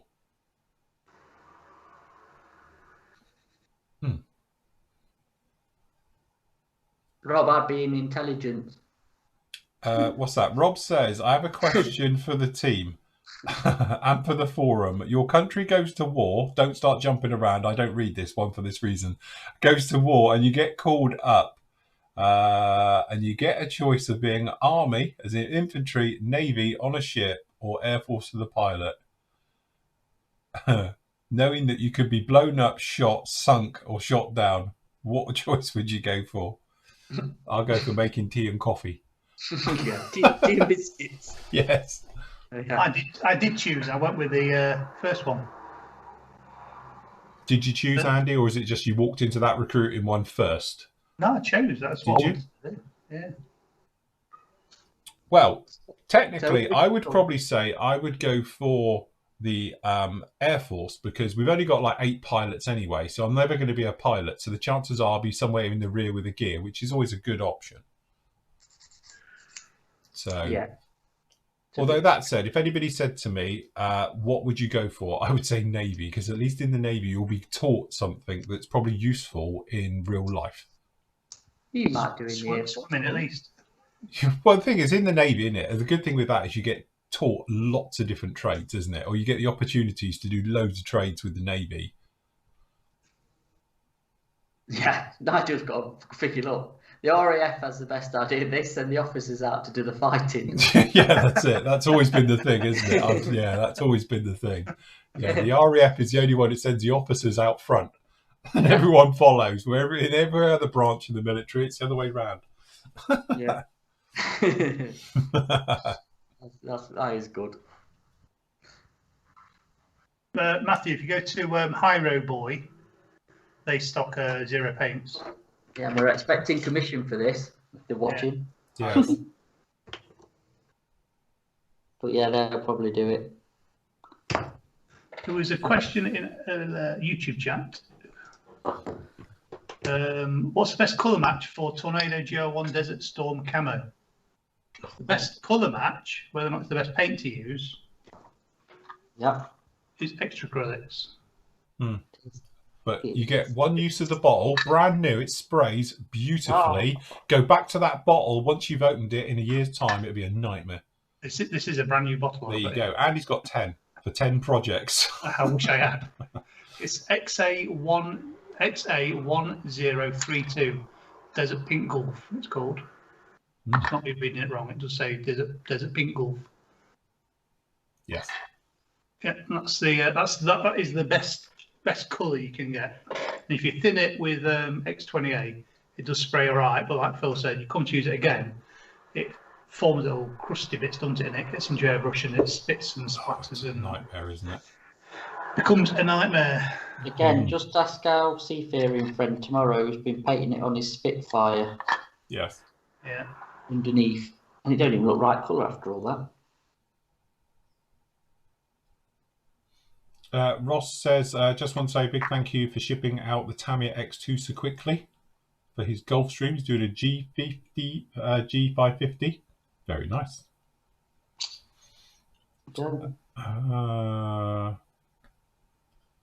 Gordon says, late on again. What have I missed today? Not a lot. Everything. We're just winging it today. Today is a nice relaxing end to the week because we've got full on tomorrow. Because you get us all day tomorrow. Don't forget, everybody, we are on from 10 o'clock tomorrow. I think starting at 10 is probably a better idea than at 9. These lot are. Matt will come through like a, wag. Swan in. Once he's been in hair and makeup and have brekkie. I'll be eating breakfast on here, I think. John will just be sat there still. He hasn't moved. Yeah, still not moved. I'll stay on all night if everyone wants. And now Shell technically is a lady of leisure for the next 3 weeks then. Is she going to be supplying all your food and meals and everything, Andy? Bringing them up whilst we're on air? She normally does. So. Well, I was going to say, but she's there. Normally she's at work and you've been having to slum it and make your own food and stuff. It's been terrible for you. You'd hope so, wouldn't you? now she's unemployed. No, she's just between jobs. She's fine. Yes. Thinking positive. Yes. What's the difference between clear coat and varnishing? Depends if you're in the USA or in Britain. It's a bit like aluminium and aluminum. And tomato and tomato. Oh, was I listening to the other day as well? And it's a new one on me. The American way of saying it was like, why did they put another vowel in? Can't remember what it was now. Some word, and I was like, they put a vowel in that for no reason. Why? Why have they done that? Can't remember what it was now. Oh, it's a shame because obviously to make up for the vowel they've taken out of aluminium. Well, this is true. Let's not upset a nation again. Yeah, let's. Am I ever? I always think it's a good one because we like it. We have a common language separated by vowels, consonants, and a big ocean. Oh dear. You like vowels, says Chris. You do. Yeah. Mind you, it's not as bad as the Welsh. If you want to know about Wales, just drive around there. They have 2 signposts, and it's always have a longer one underneath where it's in Welsh, because they just chuck it all in for just to literally get people confused, so you can't use the signs and stuff. You come up to a T junction, and there's a massive long word that's that big, so you're like, and that's and then it's got English in smaller next to it. So. Oh dear.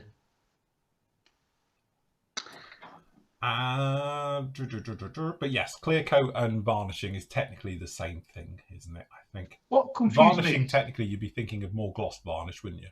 Well, I was about to say, what confused me when in the modelling thing is, like I said, varnish. You'd always expect to be gloss, wouldn't you? I would always think if somebody said to me varnishing, I always think gloss. Yeah, but then you get like modelling products that are gloss varnish, matte varnish. Yeah. Satin varnish. Well, yeah, it's a bit like a satin and a semi. And it's like, well, that's a whole nother show, really. Yeah. To me, a matte varnish is a matte clear coat, not a matte varnish. Yeah. A gloss is a varnish, but... Yeah, I know. Yeah, it's a whole different ball game, all of that. And it's a bit like now with somebody in chat is talking about the ARTF temporary finishes and all of that for aircraft and everything. But don't forget, the story is that they went to, was it B&Q or somewhere, to have the paint mix done because they were desperate. Yeah. So literally they turned up at B&Q and said, can we have like 25 litres of this, please? Because we need to paint a lot of airplanes. No wonder it didn't last long. Is it FS302 set in a 3 gloss? No, 3's matte. Matte is it? Yeah, it's 1 is a gloss, 2 is a satin or a semi, depending where you are, people. No sniggering at the back. And then you can have 3 is a matte. The way that the FS numbers work is different to obviously what we use. Yeah. So, because we have BS for bullshit. Or British Standard, depending on which way you are. They have Federal Standard. We have British Standard. And then in Germany, obviously, you've got RAL, which stands for Honestly, you call yourself the Luftwaffe, Sig. Reichsmark something. There you go. I'm waiting for someone to be able to pronounce it all. Or RLM, isn't it? For yeah. RAL's like army, innit?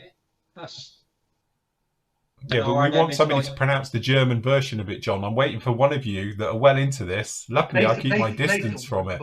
Yeah, we need Nathan on for this one. His German's brilliant. Yeah. Does this mean the Spanish then have their version? No, they use FS numbers, don't they? Do they? Yeah, I think so. I don't know. That's what I'm just saying. Do the Italians, do they have their version of it as well? Yeah, FS. They just use FS numbers as well, is it? Yeah, it's just all FS, isn't it? Yeah, correct me if I'm wrong, but in sort of RAL, that's all like for armour stuff, and RLM's all for aircraft. RLM is World War II stuff. The RLL is the modern stuff for colours. So yes, that's what Richard's saying. RAL is modern. RLM is World War II. Where's our man in Berlin when we need him? Yes, Alan. Alan, where are you? He's forgot we're on. He's not talking to us because we weren't shipped to him. Yeah. It's not us. We can ship anywhere you like. It's just when it gets to the border, it can't go any further. Yeah, it'll come back. Yes. Are Mastercaster's Metal Gear legs any better than... Oh, God, hold on. It's moving. Sorry, it's now moved. Where are I? Metal Gear's better than the soft metal white ones? Anyone know? I don't know. Mastercasters, I thought they were more resin stuff. I haven't used any Mastercaster stuff. I've used some of the SAC ones, which apparently are a lot better. Only because somebody the other day said to me that they use some SAC ones and they're really good. Because obviously I did make a statement, but in my defense, that is like 15 years ago, because they had copied a certain other kit one so much that it even had the ejector pin marks on it. But apparently they're a lot better now. But I have to say, I haven't used them since then. Philip, they don't do that no more. I know, because they clean off the marks. That's one way of putting it. Rob says, I knew a girl once who had skin like satin. Sorry, I meant she had a face that looked like in satin. Her teeth were like stars. They came out at night. Go on, Bennett. Oh, God, we're off now. Hey, what's this? The Bernard Manning hour? Yeah, that's it.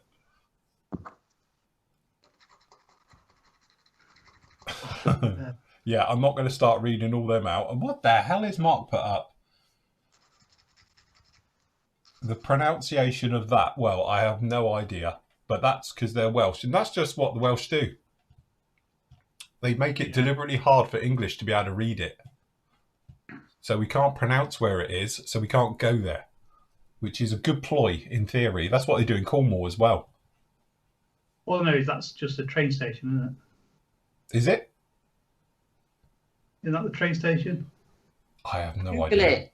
Google the place. For people who don't know what we're on about here in chat, I can't actually pull this across. I can actually. Hold on. So there you go. You can all go off and Google this.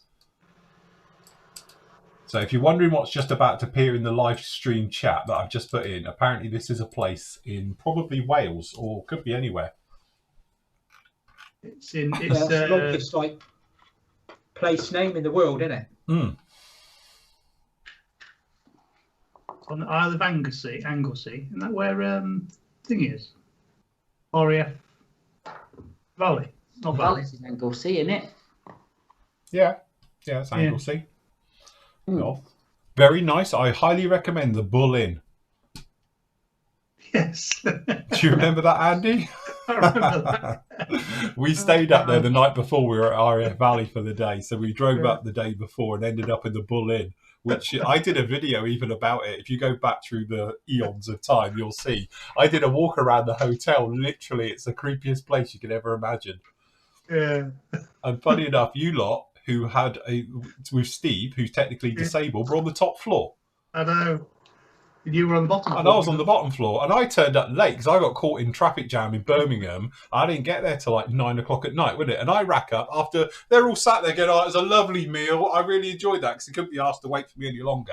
So I rack up, and it's like, "Are you still doing food?" And they're like, "I'm sure we can scrape you something together." It's like, thank God. It's just taken me like, basically, I left here at 10 o'clock in the morning and got there at 9 o'clock at night. Horrendous. How was your beans on toast? I think I can't remember what, because you lot all had curry or something, curries. weren't you? Yeah. I had 2 curries. I can't remember what I even had now when I turned up, but I know I was there really late because I got caught in that, and then I got caught in a load of weather, and I had a lovely picturesque journey then. It was the sun was setting, coming through Snowdonia to try and get up to you guys, but yeah, the bull in. Although I did have a dodgy one-way system. Wasn't it? Do you remember the one-way system around it? It's the smallest little town you've ever seen, and they've got a one-way system. And it's like, oh, you came to a junction, didn't you? You could see the place. You can see the pub, but you can't go there. You've got to drive all the way around this one-way system. But the place is like a village. It's got a one-way system in it. Love it. Andy, how come you got 2 curries? I can't remember. I think David we were with. He probably ate mine. Ordered 2 and we'll order for Phil. We'll be here in a minute, and then I rack up 5 hours later. I was expecting it to be small, you see, so I said I'll have 2 as well. That's it.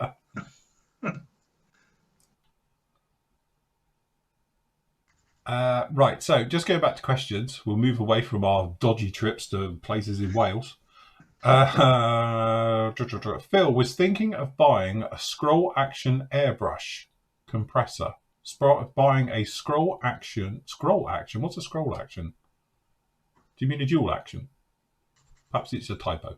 The quietest and most effective, efficient on the market. My drawer hit the desk at 500 quid to 2,500. What would you recommend instead? Airbrushes and compressors, as we all know, is one of those things you can spend as much as you like or as little as you like. Personally, I think you can't go wrong with a combo, if you can get hold of them, clearly, of a TC10 Sparmax, because I've just had them for years and they last forever. Matt's using one of my Carsloffs, which is nothing wrong with it. It's just that, and that thing's, Christ, it's done thousands of hours and it's still on its first bearings and everything. I could say it's done thousands of miles. God, it's funny. They ought to put an hour meter on those things, because that thing, seriously, that Matt's got, unless I've got a really lucky one, that thing has been running for thousands and thousands of hours. Yet every other compressor I had before that, the bearings used to go about 2 years. You get knocking, and I used to go and have new bearings put into them. But that one has been absolutely fantastic. And I've got a 610 here. Andy's got a very quiet Bambi. Oilless compressor. I've got a Bambi, which is as quiet as a fridge, if you've got a very noisy fridge. Yeah. Yeah, it hums like a fridge. Go on, turn it on. Just give the viewers a blast of your almost silent compressor. That's what they say. They say it's like as quiet as a fridge, but... To be honest, my fridge is really noisy as well. I can hear it upstairs. It's probably on its way out, though. All right. But go on, wait for it, everyone. The problem is it's got a 9-litre tank. Well, we could be here a while. You got a dump valve on it you can flick? Yeah. Just flick the moisture trap. Yeah, what's that? Wait for it. Strap yourself in, everyone. And I'm not going to touch anything before everyone says I've turned up his mic. Everyone who's punched it. Look, my hands are in full view. I'm not touching anything. I can't even find it. I'll be doing it this way. Tell you what. We'll be alright. Just charged up before we came on. I'll dump vibe it out of the... I was going to say, he was using it just before we came on air. Right. Mind you, testament to a 9-litre tank.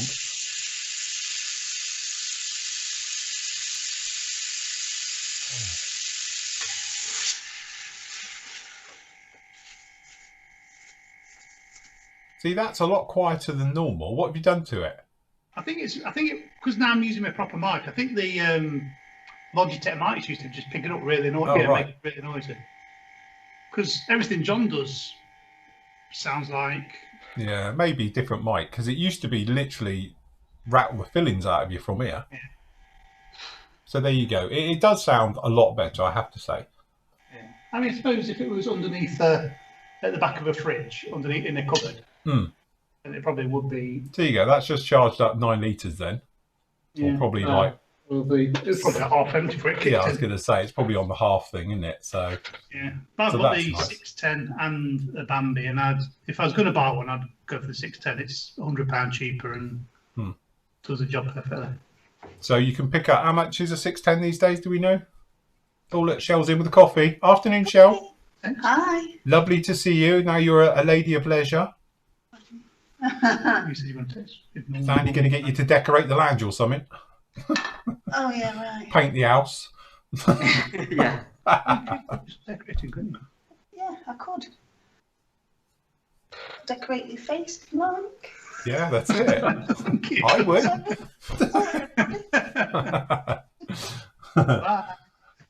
So anyway, go back on track. 610, I think it's around about 180 quid now.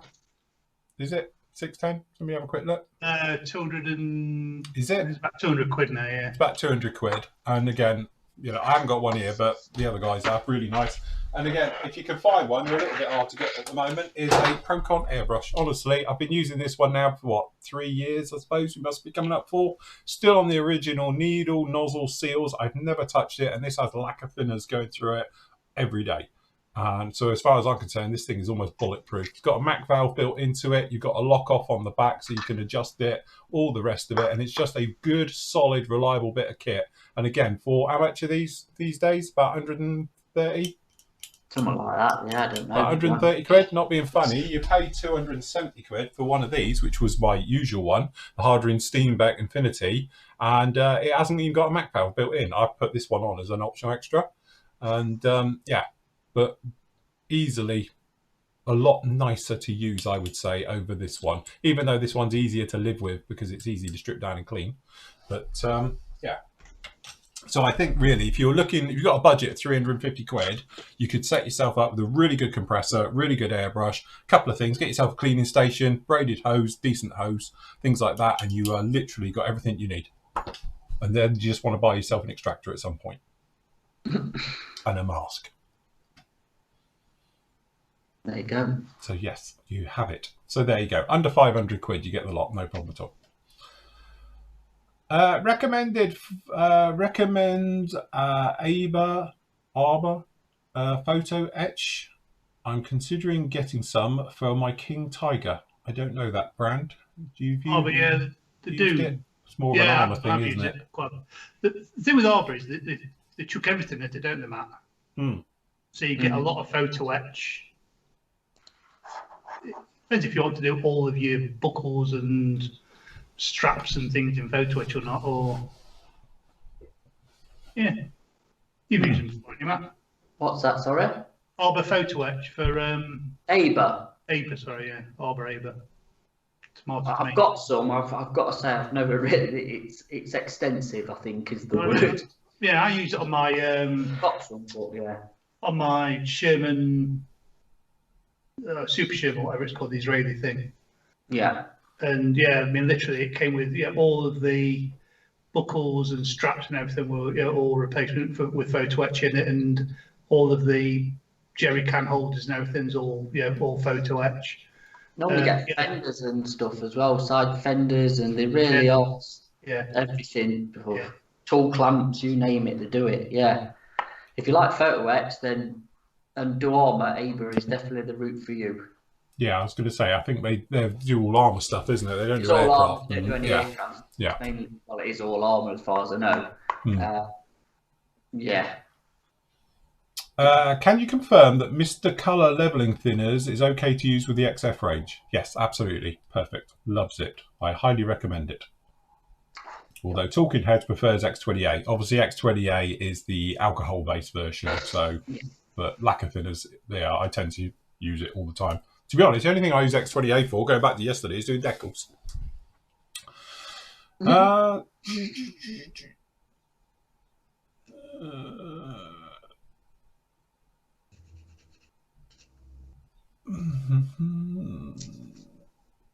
What do you guys do to keep super small paintbrushes nice and stiff? And how do you fix them fraying? Matt, Yes, this is your department. No, this is all yours, mate. Yeah. Matt, mind you, he's a year older now. He might suffer from tip droop. Best thing you can actually buy is some brush conditioner, which Phil's gonna. Well, I haven't. I've got the magic potion, which is similar stuff, isn't it? Yeah, and then Winsor and Newton, loads of them do them now. Like Winsor and Newton. I bet John's got. What you got, John? Yeah, I've got that. What Phil's got. Oh, the magic potion stuff. Yeah. Which actually smells like liquid Vicks. Does it? If you never sniffed a bottle, seriously, you want to sniff it. It smells just like Vicks. Does it really? Oh, right. Oh, that's Winsor and Newton. Yeah. I mean, And I've also got oh, here we go. The old catalogue. the Master's Brush Cleaner. Oh my god. Is that what you put on your moustache and your goatee? I was about to say that. Looks like one of those balms, doesn't it? Yeah, Well, it's gone. Probably dried It's out. great for doing your hair. No, that's ain't any good anymore. Oh, As is it daft as dried it out may a bit? sound, listen, Vaseline. You want something water soluble just to keep the point, and then obviously you're going to clean the Vaseline off for your paint and you're going to wash it. But something to keep the point. A lot of brushes, if you get top end brushes, they do keep the point pretty good anyway, without all the. I think if you've got a decent sable brush and you get like a stray hair in that, if you hold it over a kettle in steam, innit, it's meant to put it back into shape. I get a pair of sharp scissors and. Doesn't the sable squeal Yeah. holding it over the kettle? There you go. Look, Richard's put Vaseline or needle juice works. Yeah.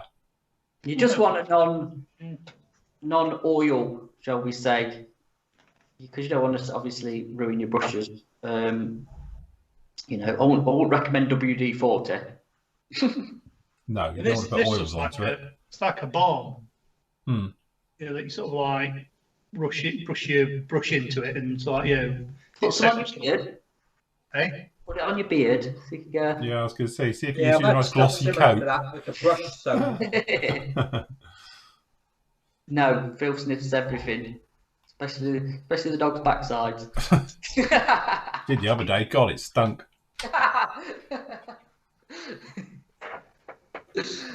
Oh dear. Is that The when joys she's of a bad- pet owner. Is Sat that on- when she's bad stomach? Yeah. Is she The thing is, recovered? you always know it's going to be a bad one when they turn around and look at their own arse. And you're Yes. like, really? Is it that bad? What's about to hit? And then you're like, "Ugh, I can taste it. Yeah. Yeah, Start gipping. that's it. anyway, moving on. Sorry. So yeah. Anyway, well, this stuff's good because it does smell just like Vicks. I don't know. This is, I assume, is some type of like a linseedy toilet oil. I think because it conditions your brushes. It does actually work because I'm a nightmare for brushes, as everyone knows. And if you give them a soak in this, and then they do go very soft, very very nice. So yeah. I think the Winsor and Newton one as well does clean a lot of the old residue out because obviously water and stuff only goes so far, but they do tend to, I don't know, get all the horrible crap out of them as well. So a good cleaning fluid. Oh, James got no idea. Probably is it in stock, Andy? Probably. What the Untitled one? Yeah, probably. It won't be in a minute, but it was. Like I say, we hopefully we'll get this postage in EU thing sorted because we desperately need to get a new 502 restocking. Proper running down the bare bones. Have we got that in stock, Matt? The magic potion?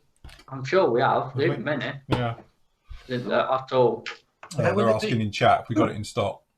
Yeah, just What's it in, Matt? Hey, Where is it? I think it's with the brushes themselves in it. I don't know. I can't remember where it is.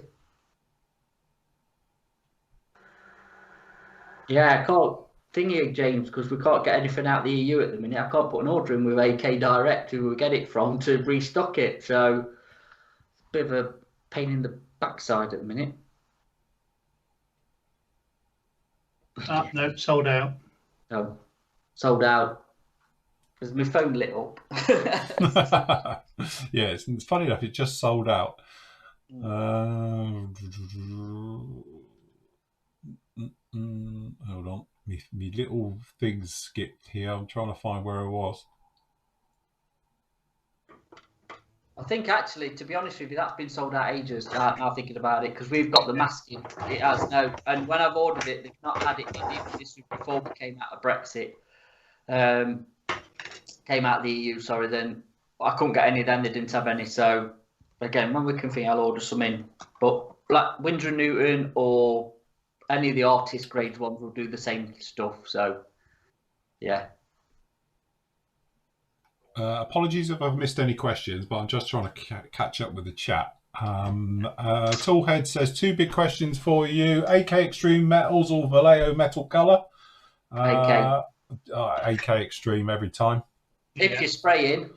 Yeah. If you're hand painting, then brilliant for brushing. Yeah, it's lovely for brushing the Vallejo stuff. To be honest, I've used it today. I've used it on the back end of this because I hand painted it because it's quick and easy, save masking it. So yeah. And then, to be honest, the base of this, which is very nice, is chrome. So AK Extreme's chrome, which is more like aluminium. So that's why I did it, because I wanted a nice sort of flat finish.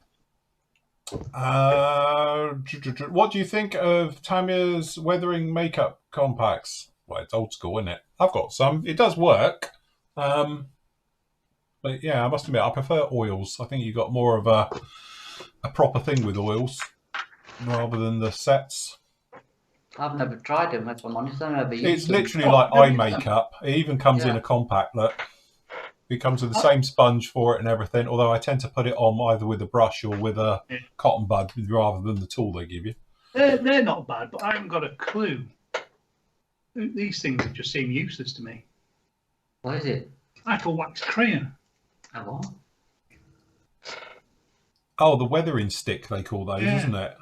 Are they even available over here? I've never used one, but I've heard of them, the weathering sticks. But I've had these years, to be honest with you, and I've hardly ever used them. I just don't know. They're not nice to use, to be fair.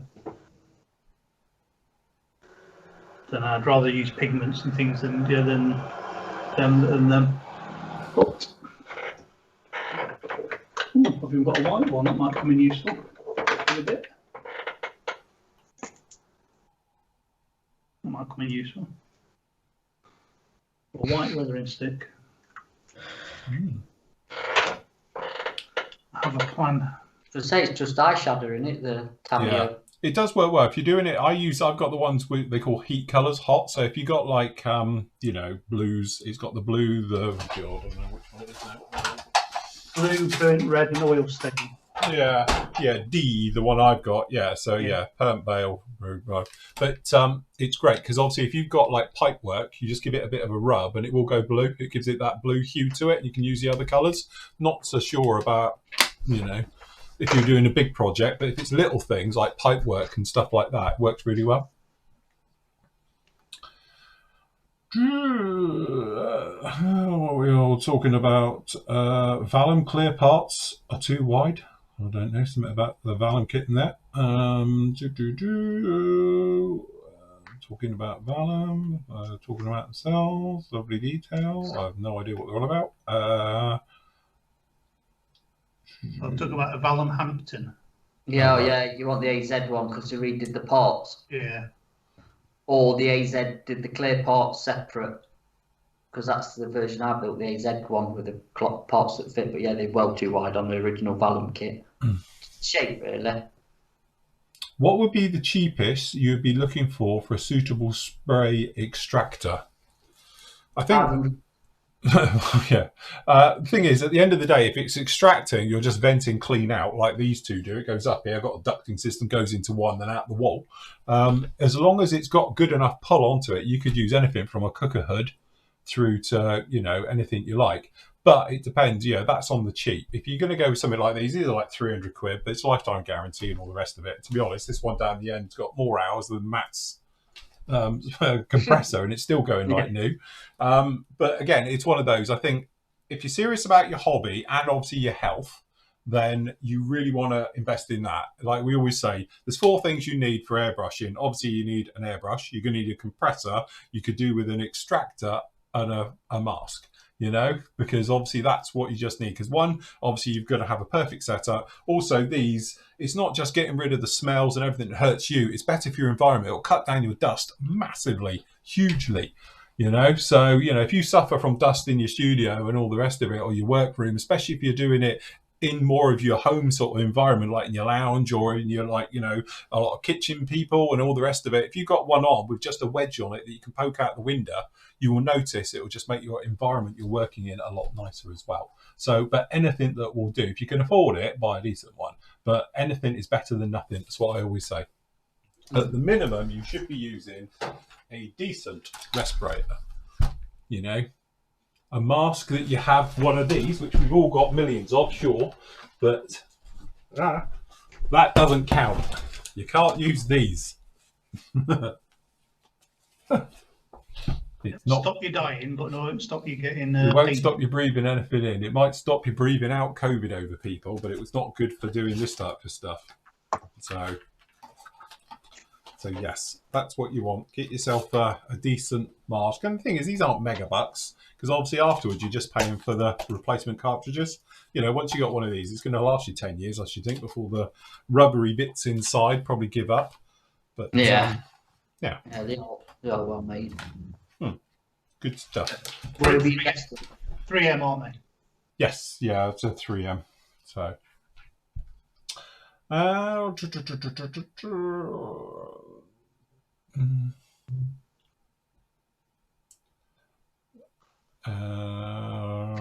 Sean's got the AK lacquer thinner, works really well with guns.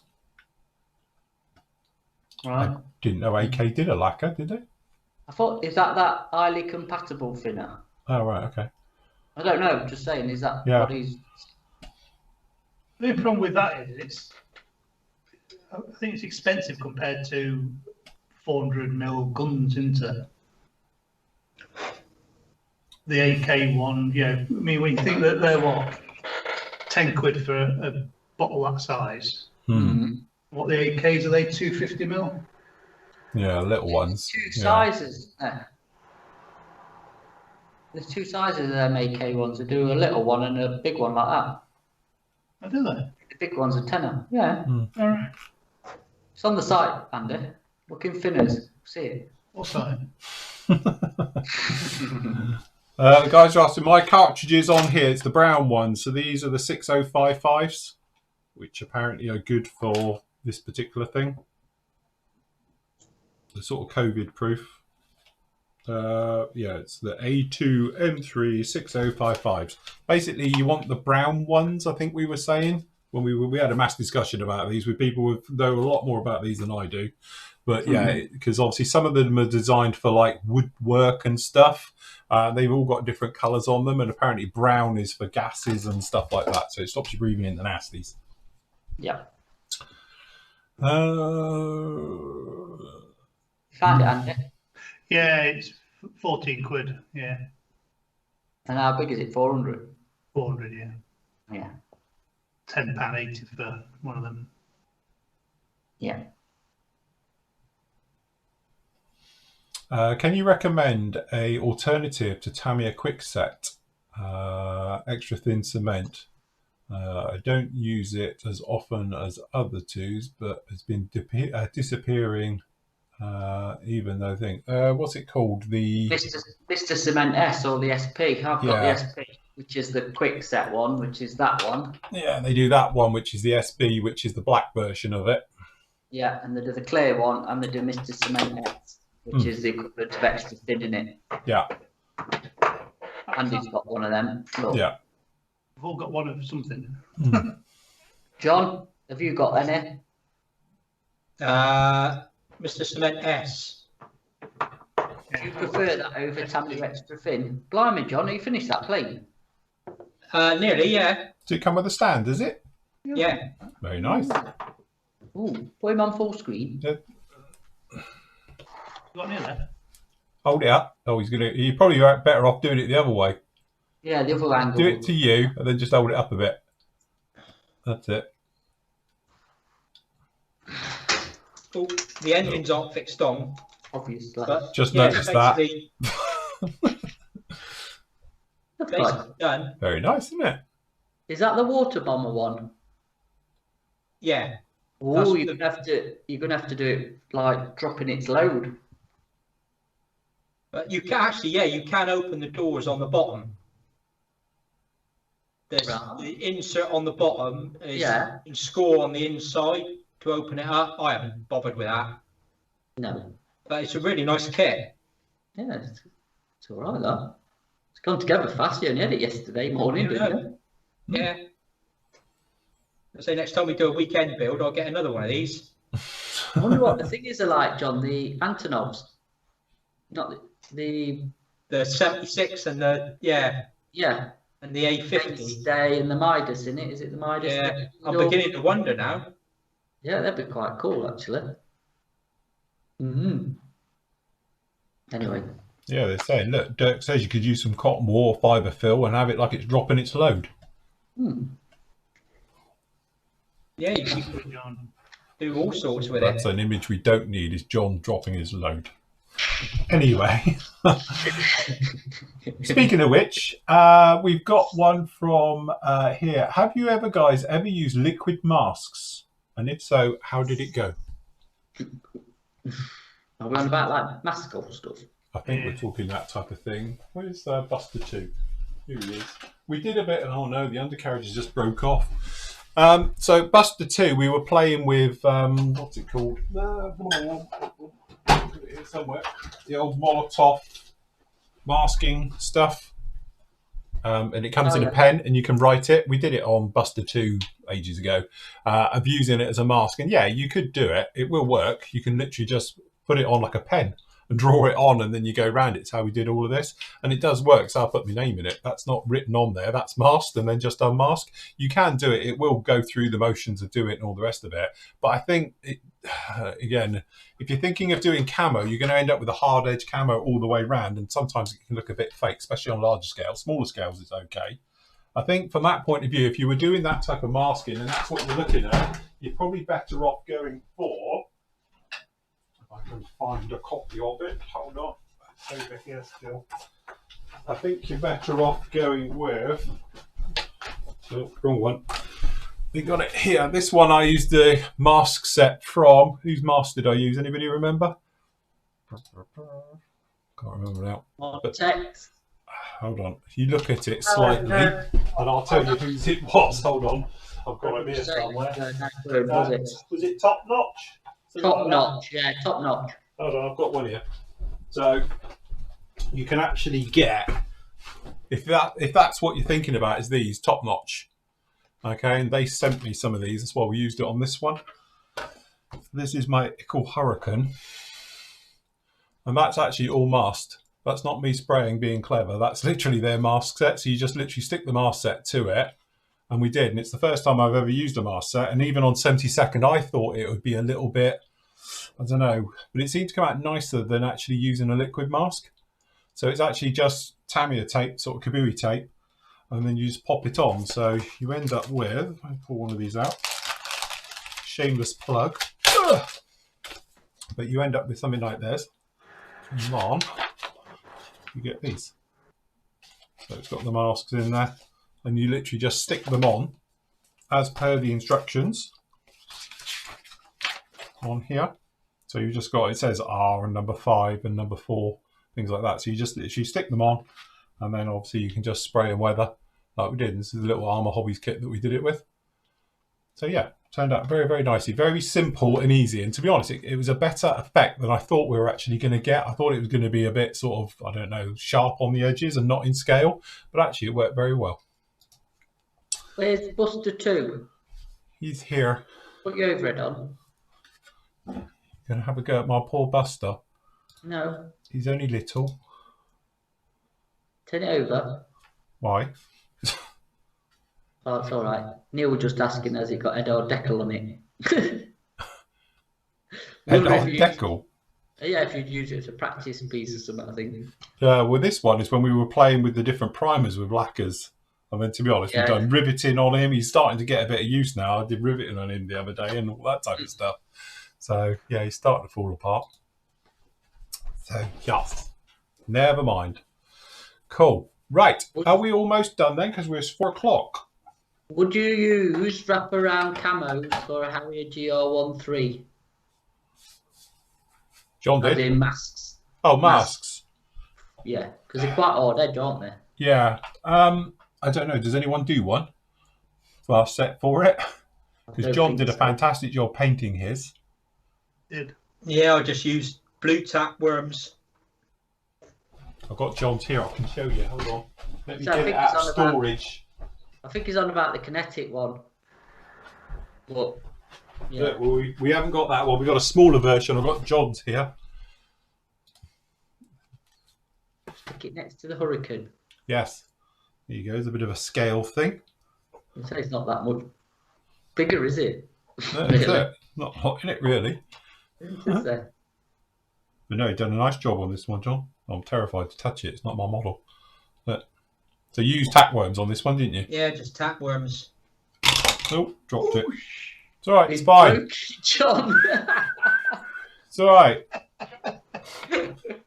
Nothing wrong with it. Nothing that a bit of super glue won't fix. No, look, it's fine. Nothing flew off, did it?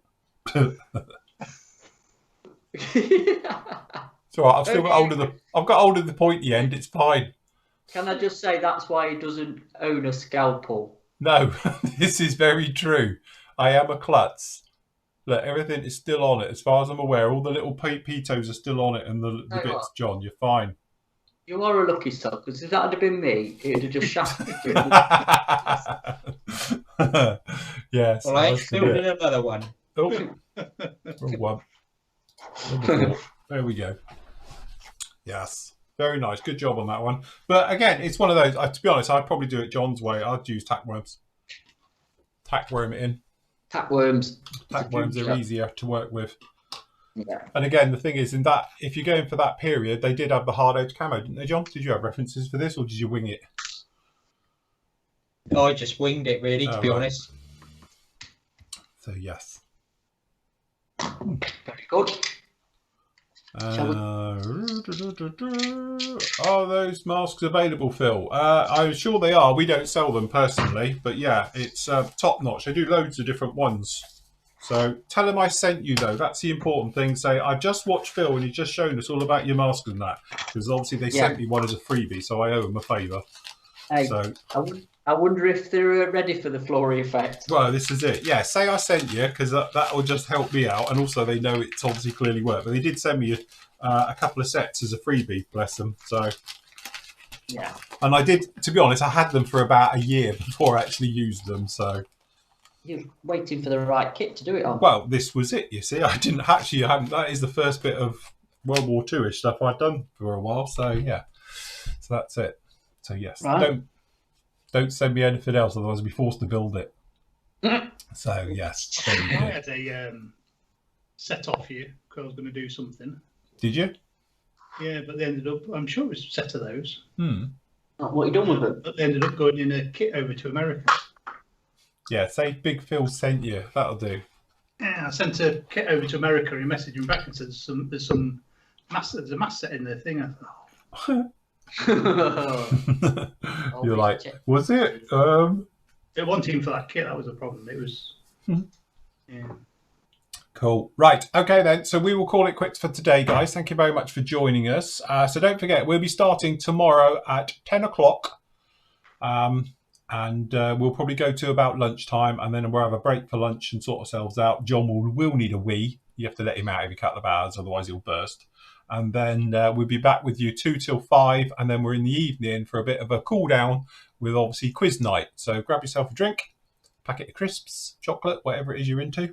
And you can join us for tomorrow night for a bit of a giggle as we try and answer questions, which Nathan will be posting, which means I ain't got open hell. I think I got around about 14 out of 30 last time. So, yes. Cool. Very good. Anything else you need to talk about? Anything else we need to cover? No, I think that's it. Worth mentioning about anything else that's happening tomorrow. We're going to leave that till tomorrow morning. Yeah, What, the no, sale? leave that till tomorrow. The massive sale. Don't get too excited. There's not much. We've got much stock. We've got nothing to flog. But anyway, there will be a bit of a sale going on as well. So, but obviously that will all go live in the morning. We'll talk you through it and everything else. We're on about doing some specials throughout the day. We'll do some little flash sales, things like that with you as well. But we'll talk about that in the morning. Yeah. Yes. Cool. Yes. Cool. Right. Okay then, guys. We'll call it right there because the dogs are getting antsy. So that's it. They can tell. They're like, right, okay, it's an hour to dinner. We'll start. Lovely. Right. Thank you very much for joining us. We will see you tomorrow at 10 o'clock. Please take care. Happy modelling, and we'll see you all later. Bye. Bye. Bye.